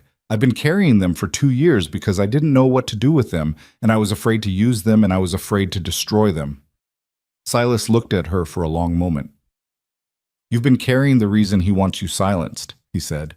Yes. And the means to stop him. She met his eyes. If I can get them in front of the right people before he gets to me. Fenner's letter went to Judge Prairie 4 days ago, Silas said. Prairie will respond. When he does, we'll have a territorial judge in this county with the authority to convene a proper legal proceeding, and whatever gets submitted to that proceeding becomes part of the official record. He paused. Official records are very hard to make disappear. Eleanor stared at him. Something moved through her face. Not hope, exactly, because hope was too fragile a word for what she'd learned to carry. But something in that neighborhood. Something that had been waiting for a long time to have somewhere to stand. You think it would hold, she said. I think a federal customs fraud case attached to Aldrich Hart's name would make him considerably less interested in coming to Wyoming Territory, Silas said. I think a man who's been paying officials to look the other way spends a great deal of energy managing his exposure, and exposure is the one thing he cannot afford. Eleanor looked at the saddlebag hanging on its peg by the door. 2 years of carrying it. 2 years of moving it from boarding house to wagon to saddlebag to the floor of a Wyoming cabin, always knowing what was inside. always calculating the cost of using it and the cost of not using it. She stood up, crossed to the peg, unlatched the saddlebag and reached inside. She set 2 folded letters on the table alongside everything else. "Then we use everything," she said. They didn't sleep the rest of that night. There wasn't a formal decision made about it. No conversation where one of them said we should stay up and the other agreed. It was more that the night simply continued, the fire burning lower and then being fed again, the 2 of them sitting at the table with the documents spread between them and the lamps turned down to save oil. And neither of them moved toward sleep because sleep felt like something that belonged to a version of the situation that no longer existed. Eleanor sorted the letters from Aldrich's study with the same methodical attention she brought to everything. She'd read them so many times over 2 years that the paper had softened at the folds. The ink slightly faded where she'd handled them most. She laid them flat on the table and explained each one to Silas in a quiet, even voice. The names, the dates, the specific language that described payments and arrangements in the careful oblique vocabulary of men who knew what they were doing was wrong and were trying to say it without quite saying it. Silas listened. He didn't interrupt. He asked 2 questions when she finished, both practical: the name of the customs official and whether the shipping routes mentioned in the letters were domestic or international. "Domestic," Eleanor said. "Philadelphia to Baltimore, primarily. Some to Charleston." She paused. "The customs official's name is Garrett, Lawrence Garrett. He was still in the position when I left." "If he's still in the position, he's still exposed," Silas said. "And a man who's exposed is a man who might decide that cooperating with a federal inquiry is better than being the only one who goes down when the whole thing unravels." He looked at the letters. "These go to the federal marshal's office, not a county judge. This is above Prairie's jurisdiction." "I know." Eleanor folded the letters carefully and set them aside. "But if Prairie's proceeding against Harlan opens first, it creates official record. Official record draws attention, federal attention eventually." She looked at Silas. "The goal isn't to win a single case. The goal is to make Aldrich Hart radioactive enough that coming after me is more dangerous to him than letting me go." Silas thought about that for a moment. "That's a cold way to think about it," he said. "It's the only way that works." She said it without bitterness, which was almost worse.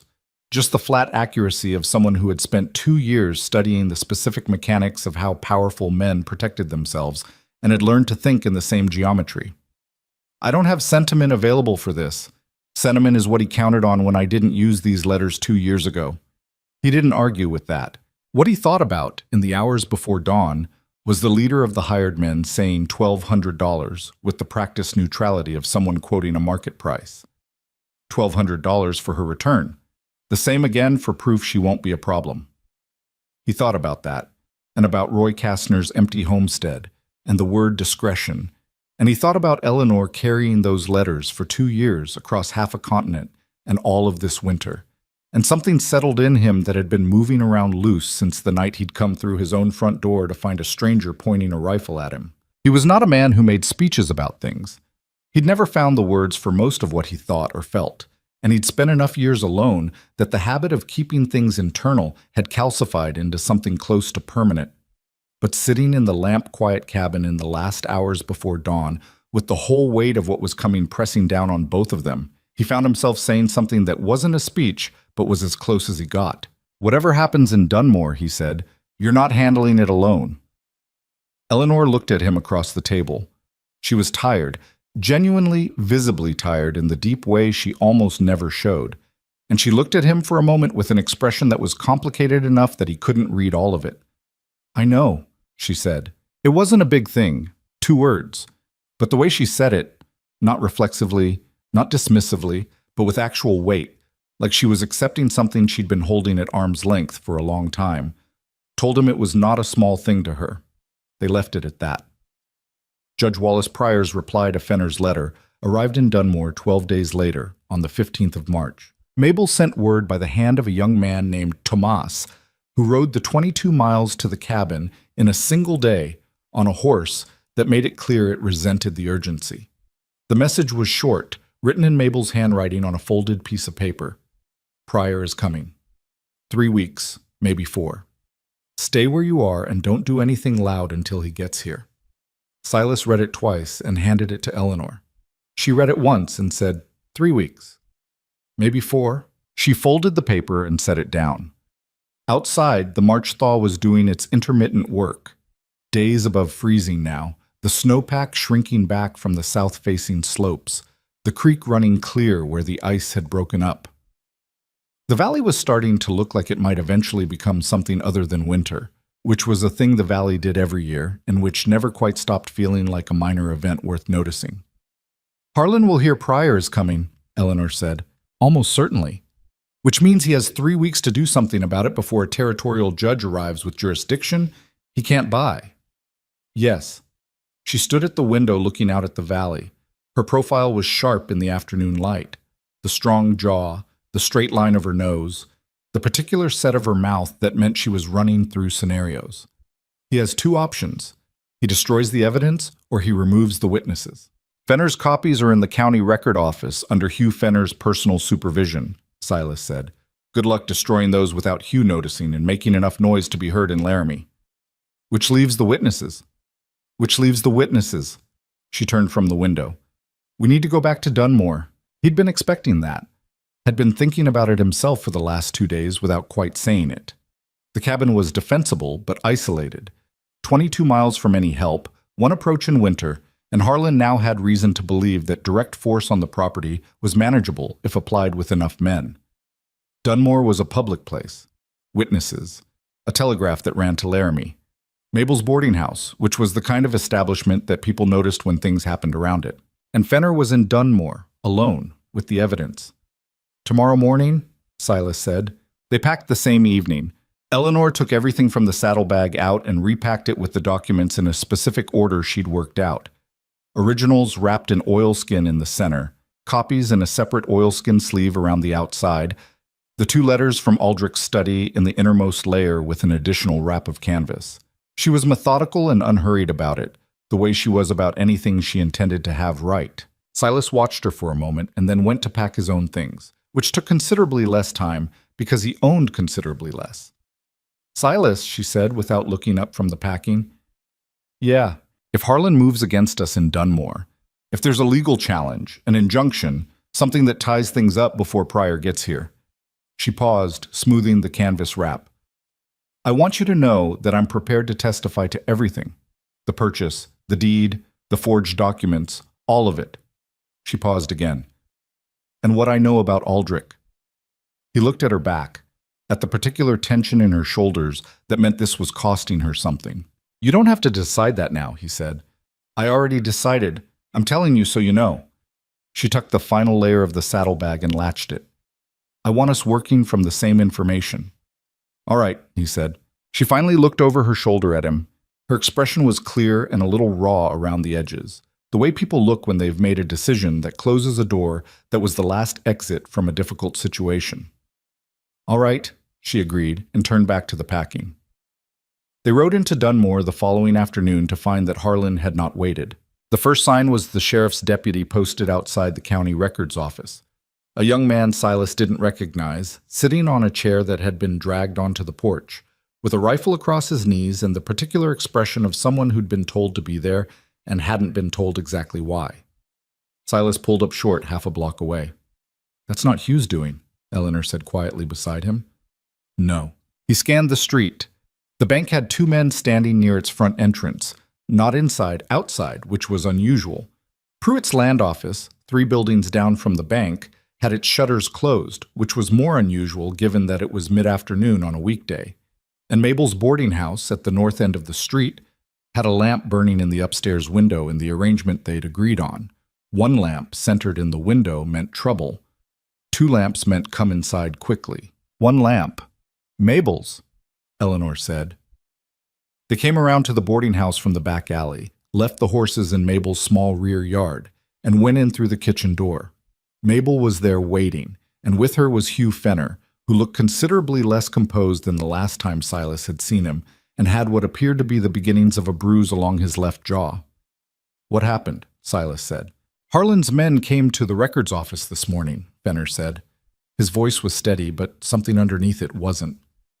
2 of them. They had a writ. I don't know who signed it.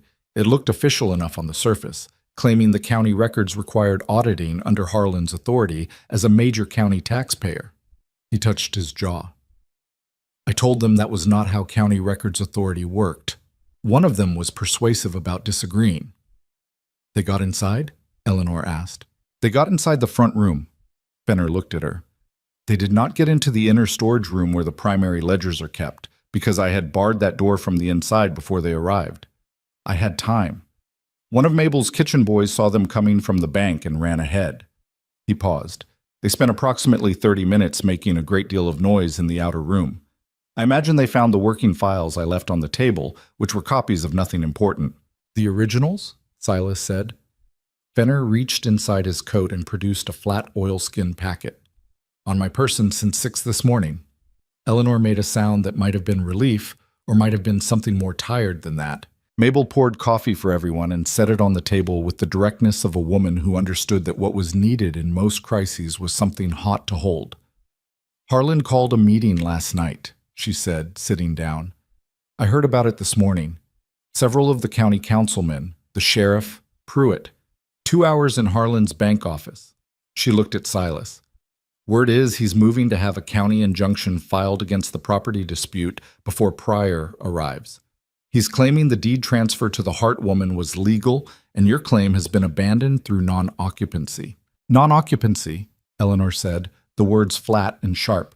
2 years of trapping in the high basin is not non-occupancy under territorial law, Silas said. A man can be absent from his property for work purposes without forfeiting his claim. Harlan knows that, Fenner said. The injunction won't hold once Prairie reviews it, but it doesn't need to hold. It just needs to create confusion and competing claims that make it look, to an outside observer, like a genuine dispute rather than outright fraud. He set his coffee down. He's trying to muddy the picture before Prairie arrives. Then we clarify the picture, Eleanor said. She opened her saddlebag on the table. What followed was 3 hours of work that felt, at the time, both urgent and strangely quiet. The 4 of them at Mabel's kitchen table, organizing and cross-referencing documents with a focus that required them all to set aside the larger anxiety and occupy themselves with the immediate specific task of making the truth impossible to confuse with anything else.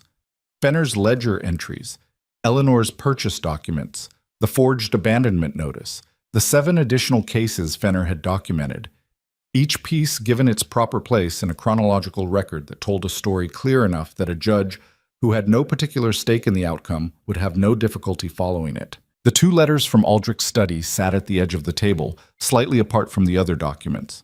Fenner noticed them, but didn't ask. Eleanor didn't offer, not yet. We need the sheriff, Silas said, around the 2nd hour. Not to act against Harlan yet, just to know what's in these documents before Harlan can get to him further. Tom Breckett has been sheriff here for 11 years, Mabel said carefully. He's not corrupt. He's cautious.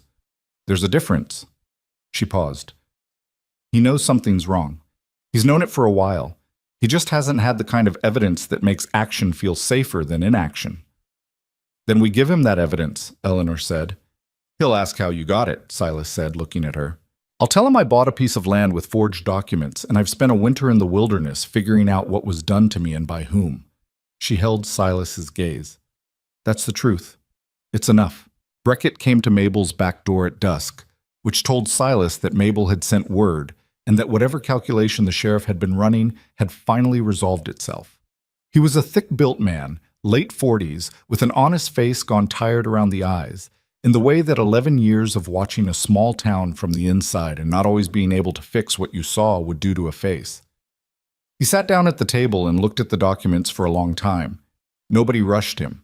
When he finally looked up, he looked at Fenner first. You've had this. Parts of it, yes.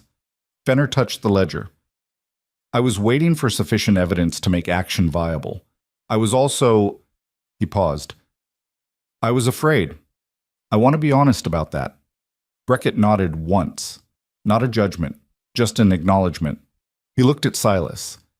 You've been on the property since December. Since December 3rd. And you? He looked at Eleanor. Since May, she said. I arrived in May thinking I'd purchased a legal property from a licensed agent. I found out otherwise the day Silas came back. She met the sheriff's eyes.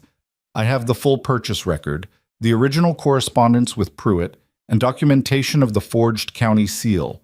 Fenner has verified the forgery against original records. Beckett looked at the stack of documents, then at the window, then back at the documents. Harlan filed the injunction paperwork this afternoon, he said, with Judge Coles, who is... He stopped. Who is in Harlan's pocket? Eleanor said. Beckett's expression tightened.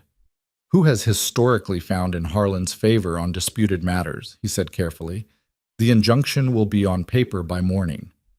Can you delay it? Silas asked. On what grounds? Competing evidence of fraud in the underlying transaction, Eleanor said immediately. If the original transfer was fraudulent, any legal proceeding based on that transfer is premature pending investigation. That's a procedural argument, not a substantive one. You don't have to prove the fraud tonight. You just have to create enough procedural question to pause the injunction until Prairie arrives. Beckett looked at her with an expression Silas recognized, the same expression he himself had worn in the early weeks. The recalibration, the adjusting of assumptions. You know law, the sheriff said. I know how men like Harlan use it, Eleanor said, which is close enough. Beckett was quiet for a moment. Then he picked up the top document, the forged abandonment notice, and held it under the lamp. He looked at the seal, looked at the signature, looked at the comparison signature Fenner had paper-clipped alongside it from the original 1872 record. He set it down. I'll file a procedural challenge tonight, he said. Coles won't like it. Harlan definitely won't like it. He paused. And in the morning, I'm going to pay a visit to Gerald Pruitt. He'll deny everything, Silas said. Probably. Beckett's voice had changed. Still careful, but with something harder underneath it, the sound of a man who'd been cautious long enough and was deciding that caution had its limits. But I'd like to see his face when I put these documents on his desk. Some things are worth knowing even when they don't prove anything on their own. He stood, looked at Eleanor one more time. You're staying at Mabel's? Yes. Don't go anywhere alone. He said it plainly, without drama. Until Prairie gets here, treat this town like it has eyes everywhere, because it does, and most of them report to the same person. He left through the back door. The kitchen was quiet. Well, Mabel said after a moment. Well, Eleanor agreed. Silas stood up and went to the window. The main street was lit by the lamp outside the hotel and a few business windows still burning. The bank was dark. Pruitt's office was dark. Normal evening to look at it. Nothing to indicate that underneath the ordinary surface of a small frontier town, a structure that had been built over 2 years out of fraud and forged documents and the kind of patient greed that wears a legitimate face, all of it was starting to shake. He felt Eleanor come to stand beside him. She didn't say anything, and he didn't either, for a minute. Then she said, quietly, Roy Kastner. Yeah. We still don't know what happened to him. No. He paused. But if Beckett puts Pruitt in a room with these documents, a man like Pruitt, not a hard man, an opportunistic man, the first thing he's going to do is try to save himself by talking about someone else. He looked at her. If there's something to know about Roy, Pruitt knows it. Eleanor looked at this dark street. Her reflection in the window glass was pale and clear and very still. And if what happened to Roy is what I think it is, then that goes into Prairie's proceeding too, Silas said. All of it. Harlan will try to run, she said. When it starts coming apart, men like him run. They have money, they have contacts, they have routes out. Maybe. Silas watched the empty street. But he can't run from federal fraud records. And he can't run from 7 families who lost their land and are still here. He paused. The Territorial Marshal's office in Laramie has a standing interest in land fraud cases since the Consolidated Land Act. Fenner's letter to Prairie would have triggered a copy to the Marshal as a matter of procedure. Eleanor turned to look at him. You knew that? Fenner mentioned it. He almost smiled. He is very meticulous. Something shifted in her expression.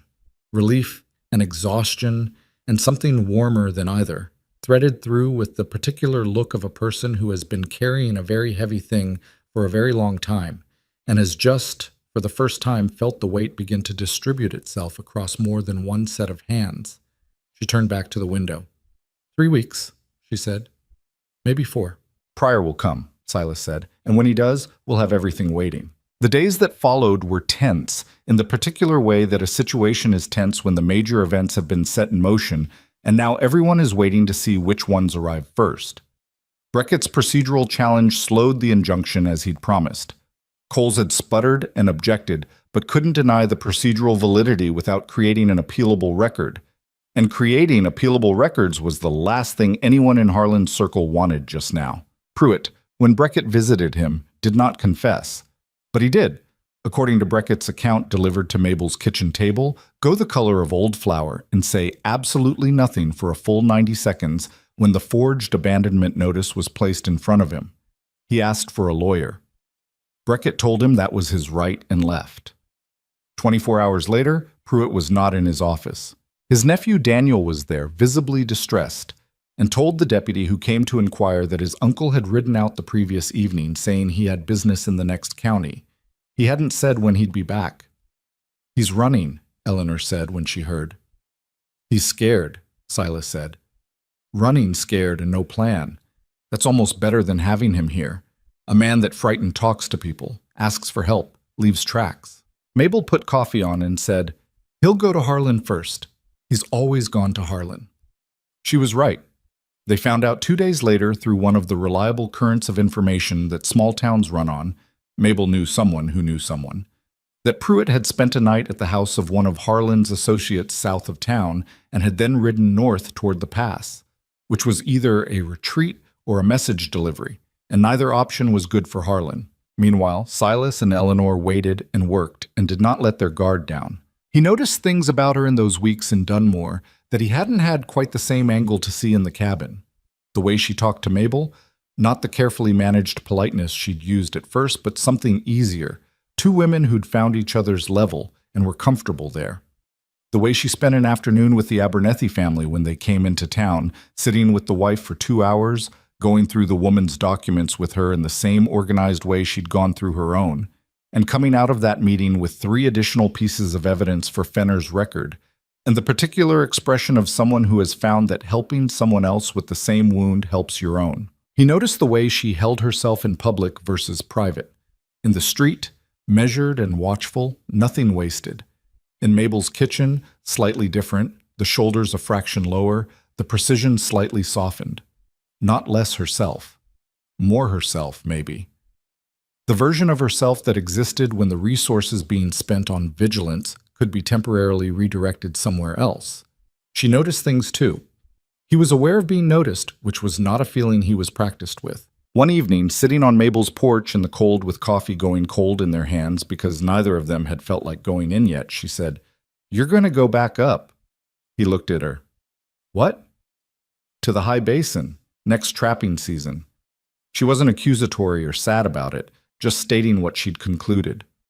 "That's where you're comfortable." He thought about denying it and didn't. "I was going to. I'd planned on it." "And now?" He looked at the dark street for a while. "I don't know," he said. "I genuinely don't know." She nodded slowly. Not pushing. Not reading anything into it either way, or if she was, she kept it behind her eyes where it was hers. "For what it's worth," she said, "I think you're more comfortable with people than you believe you are. You just had to find ones that didn't require you to be something else." He held his coffee and didn't answer, and she let him not answer, and they sat on Mabel's cold porch until the lamps on the main street went out one by one, and the town settled into the particular silence of a place that is holding its breath. 26 days after Fenner's letter had gone to Laramie, a rider came down the main street of Dunmore at a canter and pulled up in front of the sheriff's office. He was carrying an official dispatch from the Wyoming Territorial Court. Judge Wallace Prairie would arrive in Dunmore in 3 days' time, with full jurisdiction to convene a formal evidentiary hearing in the matter of disputed land transactions and related fraud. Silas was in Mabel's kitchen when Brackett came to the back door with the news. He looked at Eleanor.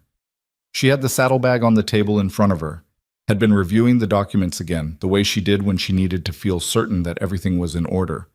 Her hand rested flat on the bag's surface. She looked back at him. 3 days. "We're ready," she said. Judge Wallace Prairie arrived on a Tuesday, which was an ordinary day to arrive and change everything about a place. He came in on the Laramie stage with 2 federal deputies and a court clerk carrying a box of blank ledger books. and he stepped down onto the muddy main street of Dunmore, looking like exactly what he was. A man in his late 50s who had seen enough frontier fraud cases to stop being surprised by them, but had not yet stopped being angry about them, which Silas considered the right combination. He was lean and gray-haired and walked with a slight hitch in his left knee that didn't slow him down, and he shook Brackett's hand at the sheriff's office door and went inside and did not come out for 2 hours. Silas and Eleanor waited at Mabel's. Eleanor sat at the kitchen table with her hands around a coffee cup that had gone cold and didn't move for most of that 2 hours. Not anxious, exactly. She was past the kind of anxious that shows on the outside, but present in a specific way, like every part of her attention was gathered in one place and being held very still. Silas paced. He was not a pacer by nature, and he was aware that he was doing it, and he kept stopping and then starting again, which was worse. Mabel finally told him he was making her dizzy and handed him a piece of wood and a knife and told him to do something with his hands. He sat down and started carving nothing in particular and felt somewhat better. "You're nervous," Eleanor said, without looking up from her cold coffee. "I'm not nervous." "You carved a hole through that piece." He looked down. She was right. He set the wood down. "I want it to go right," he said. "I know." She finally looked up at him. "It'll go right because the evidence is right. We've done everything we can do." She paused. "The rest isn't in our hands." "I know that." "You know it," she said, "but knowing it and being comfortable with it are different things." He didn't argue. Brackett came to the back door at 4:30 and told them Prairie wanted to see them. Both of them. That evening, at the sheriff's office. The meeting lasted 3 hours and was one of the stranger experiences of Silas's life. Not because anything dramatic happened, but because of the quality of being heard by someone with the authority to act on what they were hearing. Prairie listened to everything. He read the documents with the unhurried attention of someone for whom the details mattered as much as the conclusion. He asked questions, sharp, specific questions that showed he'd understood the structure of the fraud quickly and was now probing for the places it might unravel under pressure. He asked Silas to describe the forged seal as he'd identified it that first night in the cabin. He asked Eleanor to walk him through every interaction with Pruitt, including what the clerk had witnessed and when. He spent a long time with Fenner's ledger, going back and forth between entries. Then he set everything down and looked at both of them. "In the 14 years I've been riding circuit in this territory," he said, "I've seen land fraud in most of its common forms. Forged deeds, manufactured debts, manipulated tax records." He tapped the stack of documents in front of him. "What you've brought me here is not common. This is organized. 7 properties, at minimum, over a period of at least 2 years, with a sitting bank president providing both financing and institutional cover." He paused. "This is going to take more than one hearing." "However long it takes," Eleanor said. Prairie looked at her. "You understand that you'll be required to testify in an open proceeding?" "Yes." "Harlan has a lawyer, a good one, apparently, out of Cheyenne. He will challenge your credibility, your motives for being here, everything about your account." "I know." Eleanor's voice was level. "I have 17 months of documented frontier experience, the original purchase records, and a forged county seal that Fenner can demonstrate was not produced by the county recorder's office." She met Prairie's eyes. "My credibility is in the documents. He can challenge my character all he wants." Prairie was quiet for a moment. Then he said, "There is another matter." Eleanor reached into the saddlebag without being asked and placed the 2 letters from Aldrich's study on the table. Prairie looked at them, then at her. He didn't touch them yet. "Those fall outside my jurisdiction," he said. "I know. I'm asking you to tell me where they should go." He looked at her for a long moment. Then he picked up the first letter and read it. "Set it down. Read the second. Set that down too." His expression was that of a man who has just been handed a problem he didn't ask for and is deciding whether it's also an obligation. "The federal marshal's office in Laramie," he said. "Marshal Cade. He handles customs fraud matters that originate in the eastern districts." He paused. "If these letters are what they appear to be, the exposure they describe involves federal jurisdiction going back several years." "Will it reach Philadelphia?" Eleanor said. "If it's handled properly, yes." Prairie folded his hands on the table. "Miss Hart, I want to be direct with you. The man who sent men to this territory to retrieve you, or worse, will not be easily touched. He has resources, connections, lawyers who know how to slow federal processes for years. He paused. But a man managing that kind of exposure does not do so comfortably, and an uncomfortable man makes mistakes. He looked at her. What I can tell you is that getting these letters into the federal record changes your position significantly. You become considerably more dangerous to him as a witness in an active federal inquiry than as a person who has simply disappeared. Eleanor absorbed this without visible reaction. That's what I needed to know, she said. Pryor wrote a letter of introduction to Marshal Cade that same evening and gave it to Eleanor along with a sealed copy of the two letters, signed as verified by a territorial court officer. It was a small thing in terms of paper and ink. It was not a small thing in terms of what it meant for a woman who had been running for 2 years from a man who counted on her having nowhere to stand. The formal hearings began 4 days later in the Dunmore Community Hall, which was the largest interior space in town, and which filled up on the first morning with more people than Silas had known lived in the county. Farmers, homesteaders, merchants, families whose names he half recognized and half didn't. People who had been watching Harlan run this valley for 8 years, and had developed the particular spectator's appetite that comes from watching something go wrong for a long time, and finally seeing the possibility that it might go right. Martin Harlan appeared on the first day with his Cheyenne lawyer, a man named Fitch, who had a courtroom manner like a well-dressed glacier, cold, slow, and designed to make everything in its path feel insurmountable. He objected to the evidence submission procedures. He objected to Fenner's standing as a witness. He argued that the court lacked jurisdiction over private banking arrangements. Pryor overruled each objection with the brevity of someone who had heard all of these arguments before and had decided views about them. Harlan himself sat very still throughout the first day, watching everything with the expression of a man doing long financial calculations in his head and not enjoying the results. Pruitt was not there. Pruitt had been found, eventually, at a farmstead 40 miles north, living under a different name with the unhappy expression of a man who had run out of road. Breckett had brought him back, and he sat in the hearing room on the second day with his hands folded, and his lawyer, a local man, not Fitch, notably less expensive, beside him. And when Pryor asked him directly about the abandonment notice, Pruitt looked at his hands for a long moment and then looked at Harlan. Harlan did not look back. That, more than anything, seemed to decide something for Gerald Pruitt. He talked for 2 hours, not because he was courageous. Courage had nothing to do with it. He talked because Harlan had just communicated, in the language of a man who doesn't look at the person he's finished using, that Gerald Pruitt was on his own. And a man who has been betting everything on someone else's protection and suddenly finds himself without it makes different calculations than he would have made the day before. What Pruitt said about Roy Kastner was the part of it that landed on the room like something physical. Roy hadn't gone back to Missouri.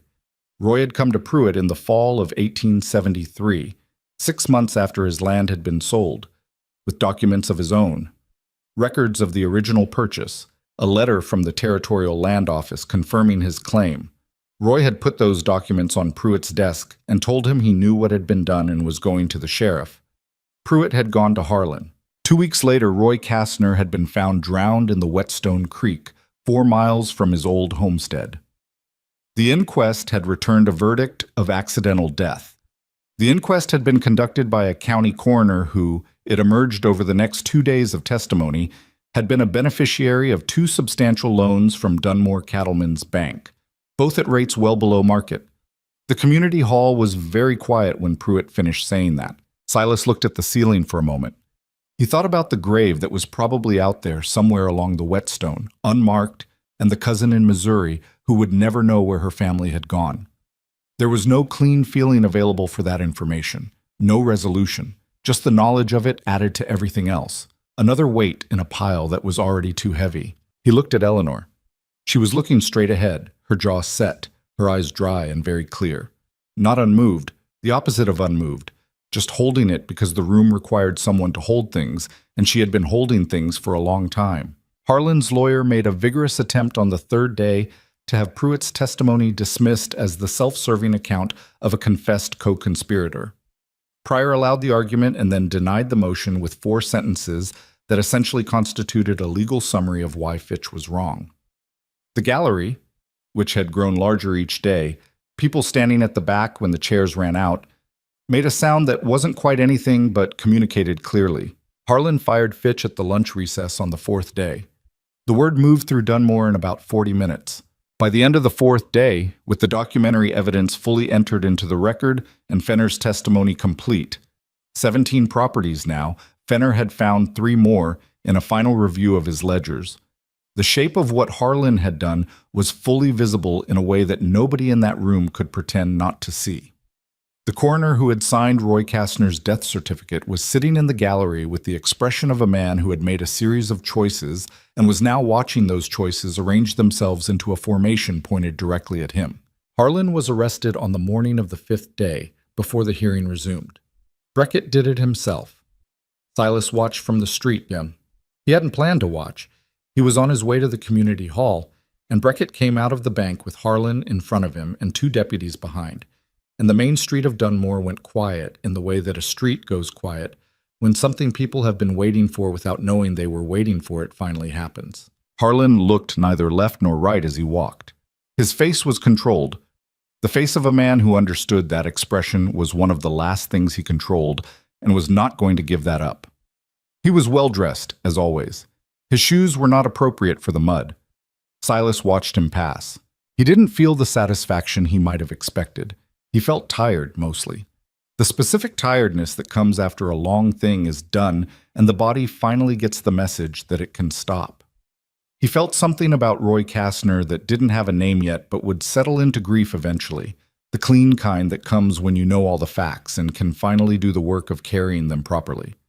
He turned and walked to the community hall. The deed business was handled the following week, after Prairie had completed the formal record and issued his findings. The findings were thorough and specific, and, when read aloud in the community hall on the last morning, produced a silence that lasted long enough to be its own kind of statement. 7 fraudulent transactions reversed. 3 additional transactions flagged for further review. The Dunmore Cattlemen's Bank placed under territorial receivership pending full audit. Gerald Pruitt facing criminal fraud charges with his cooperation noted for sentencing consideration. Martin Harlan facing criminal fraud, conspiracy, and accessory charges in connection with the death of Roy Kastner. The new deed for the property in the valley was issued with both names on it. It had been Pryor's suggestion, not Silas's. He'd noted in the dry procedural way he had that the property had been occupied and substantially improved by Eleanor Hart for 17 months prior to the resolution of the dispute, and that territorial homestead law recognized material contribution to a property's development as a basis for establishing claim. He could issue the deed in Silas's name alone, he said, or he could recognize the actual history of what had happened and issue it accordingly. He'd looked at Silas when he said it.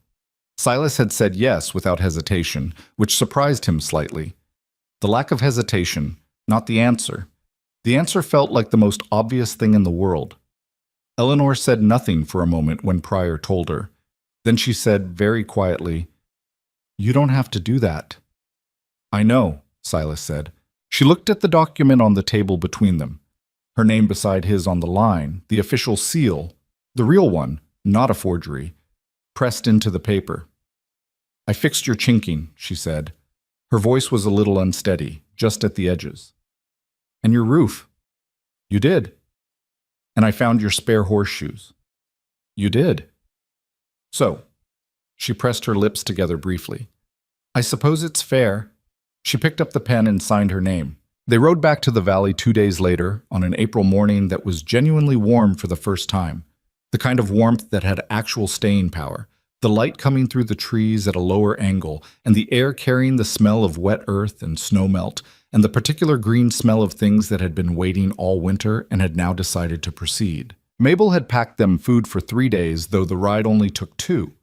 She had also, without being asked, written a letter to Marshal Cade in Laramie herself, describing what she had witnessed in Dunmore over the past weeks, and gave a copy to Eleanor as additional supporting documentation.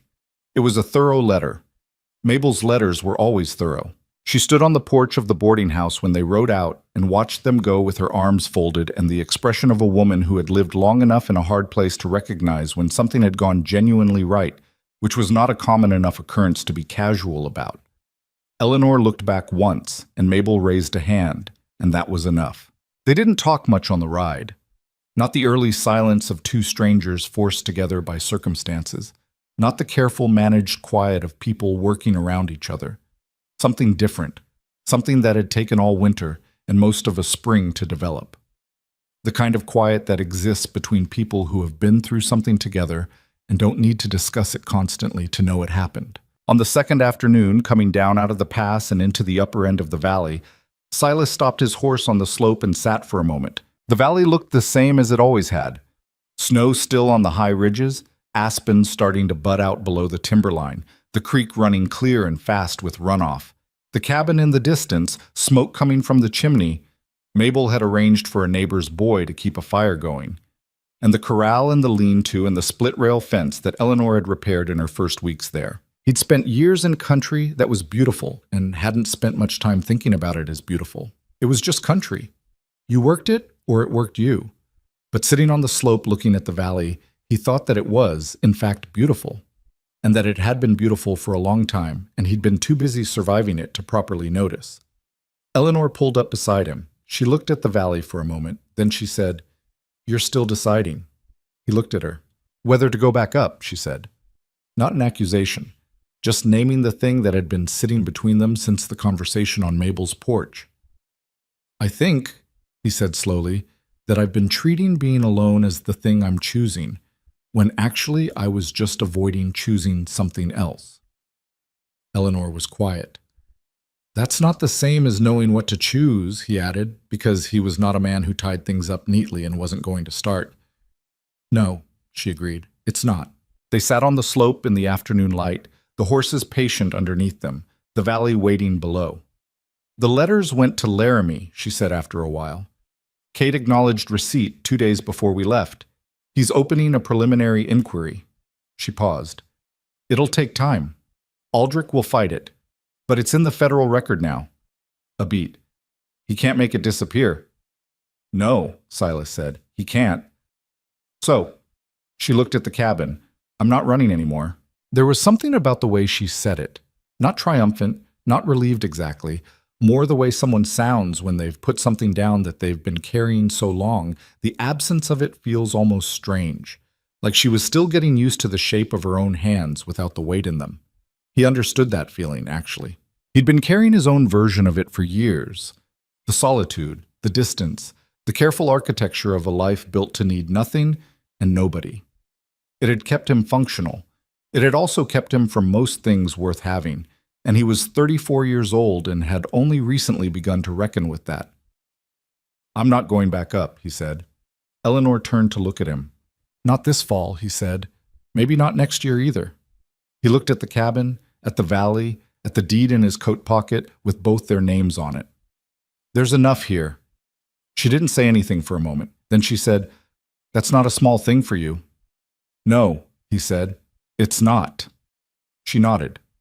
She looked at the valley again, and whatever was in her face in that moment, he didn't try to catalog it, he just let it be what it was. They rode down. The cabin was warm from the kept fire, and the stores were where they'd left them, and the things they'd built together over the winter. The additional shelving, the repaired lean-to roof, the wire line through the aspen thicket that they'd leave up because why wouldn't you?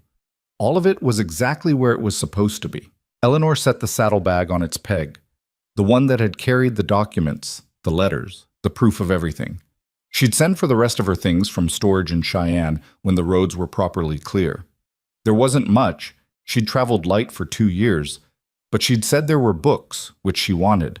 Silas started a fresh fire from what the neighbor's boy had left, and Eleanor took stock of the stores and started a list of what they'd need from Dunmore in the next few weeks. And outside the valley moved through its quiet spring business of becoming itself again after winter. It wasn't clean or resolved the way stories are supposed to be. Roy Kastner was still dead, and the grief of that was real and would be for a long time. The county had 7 families trying to rebuild what the fraud had taken from them, and some of them would manage it, and some of them probably wouldn't entirely.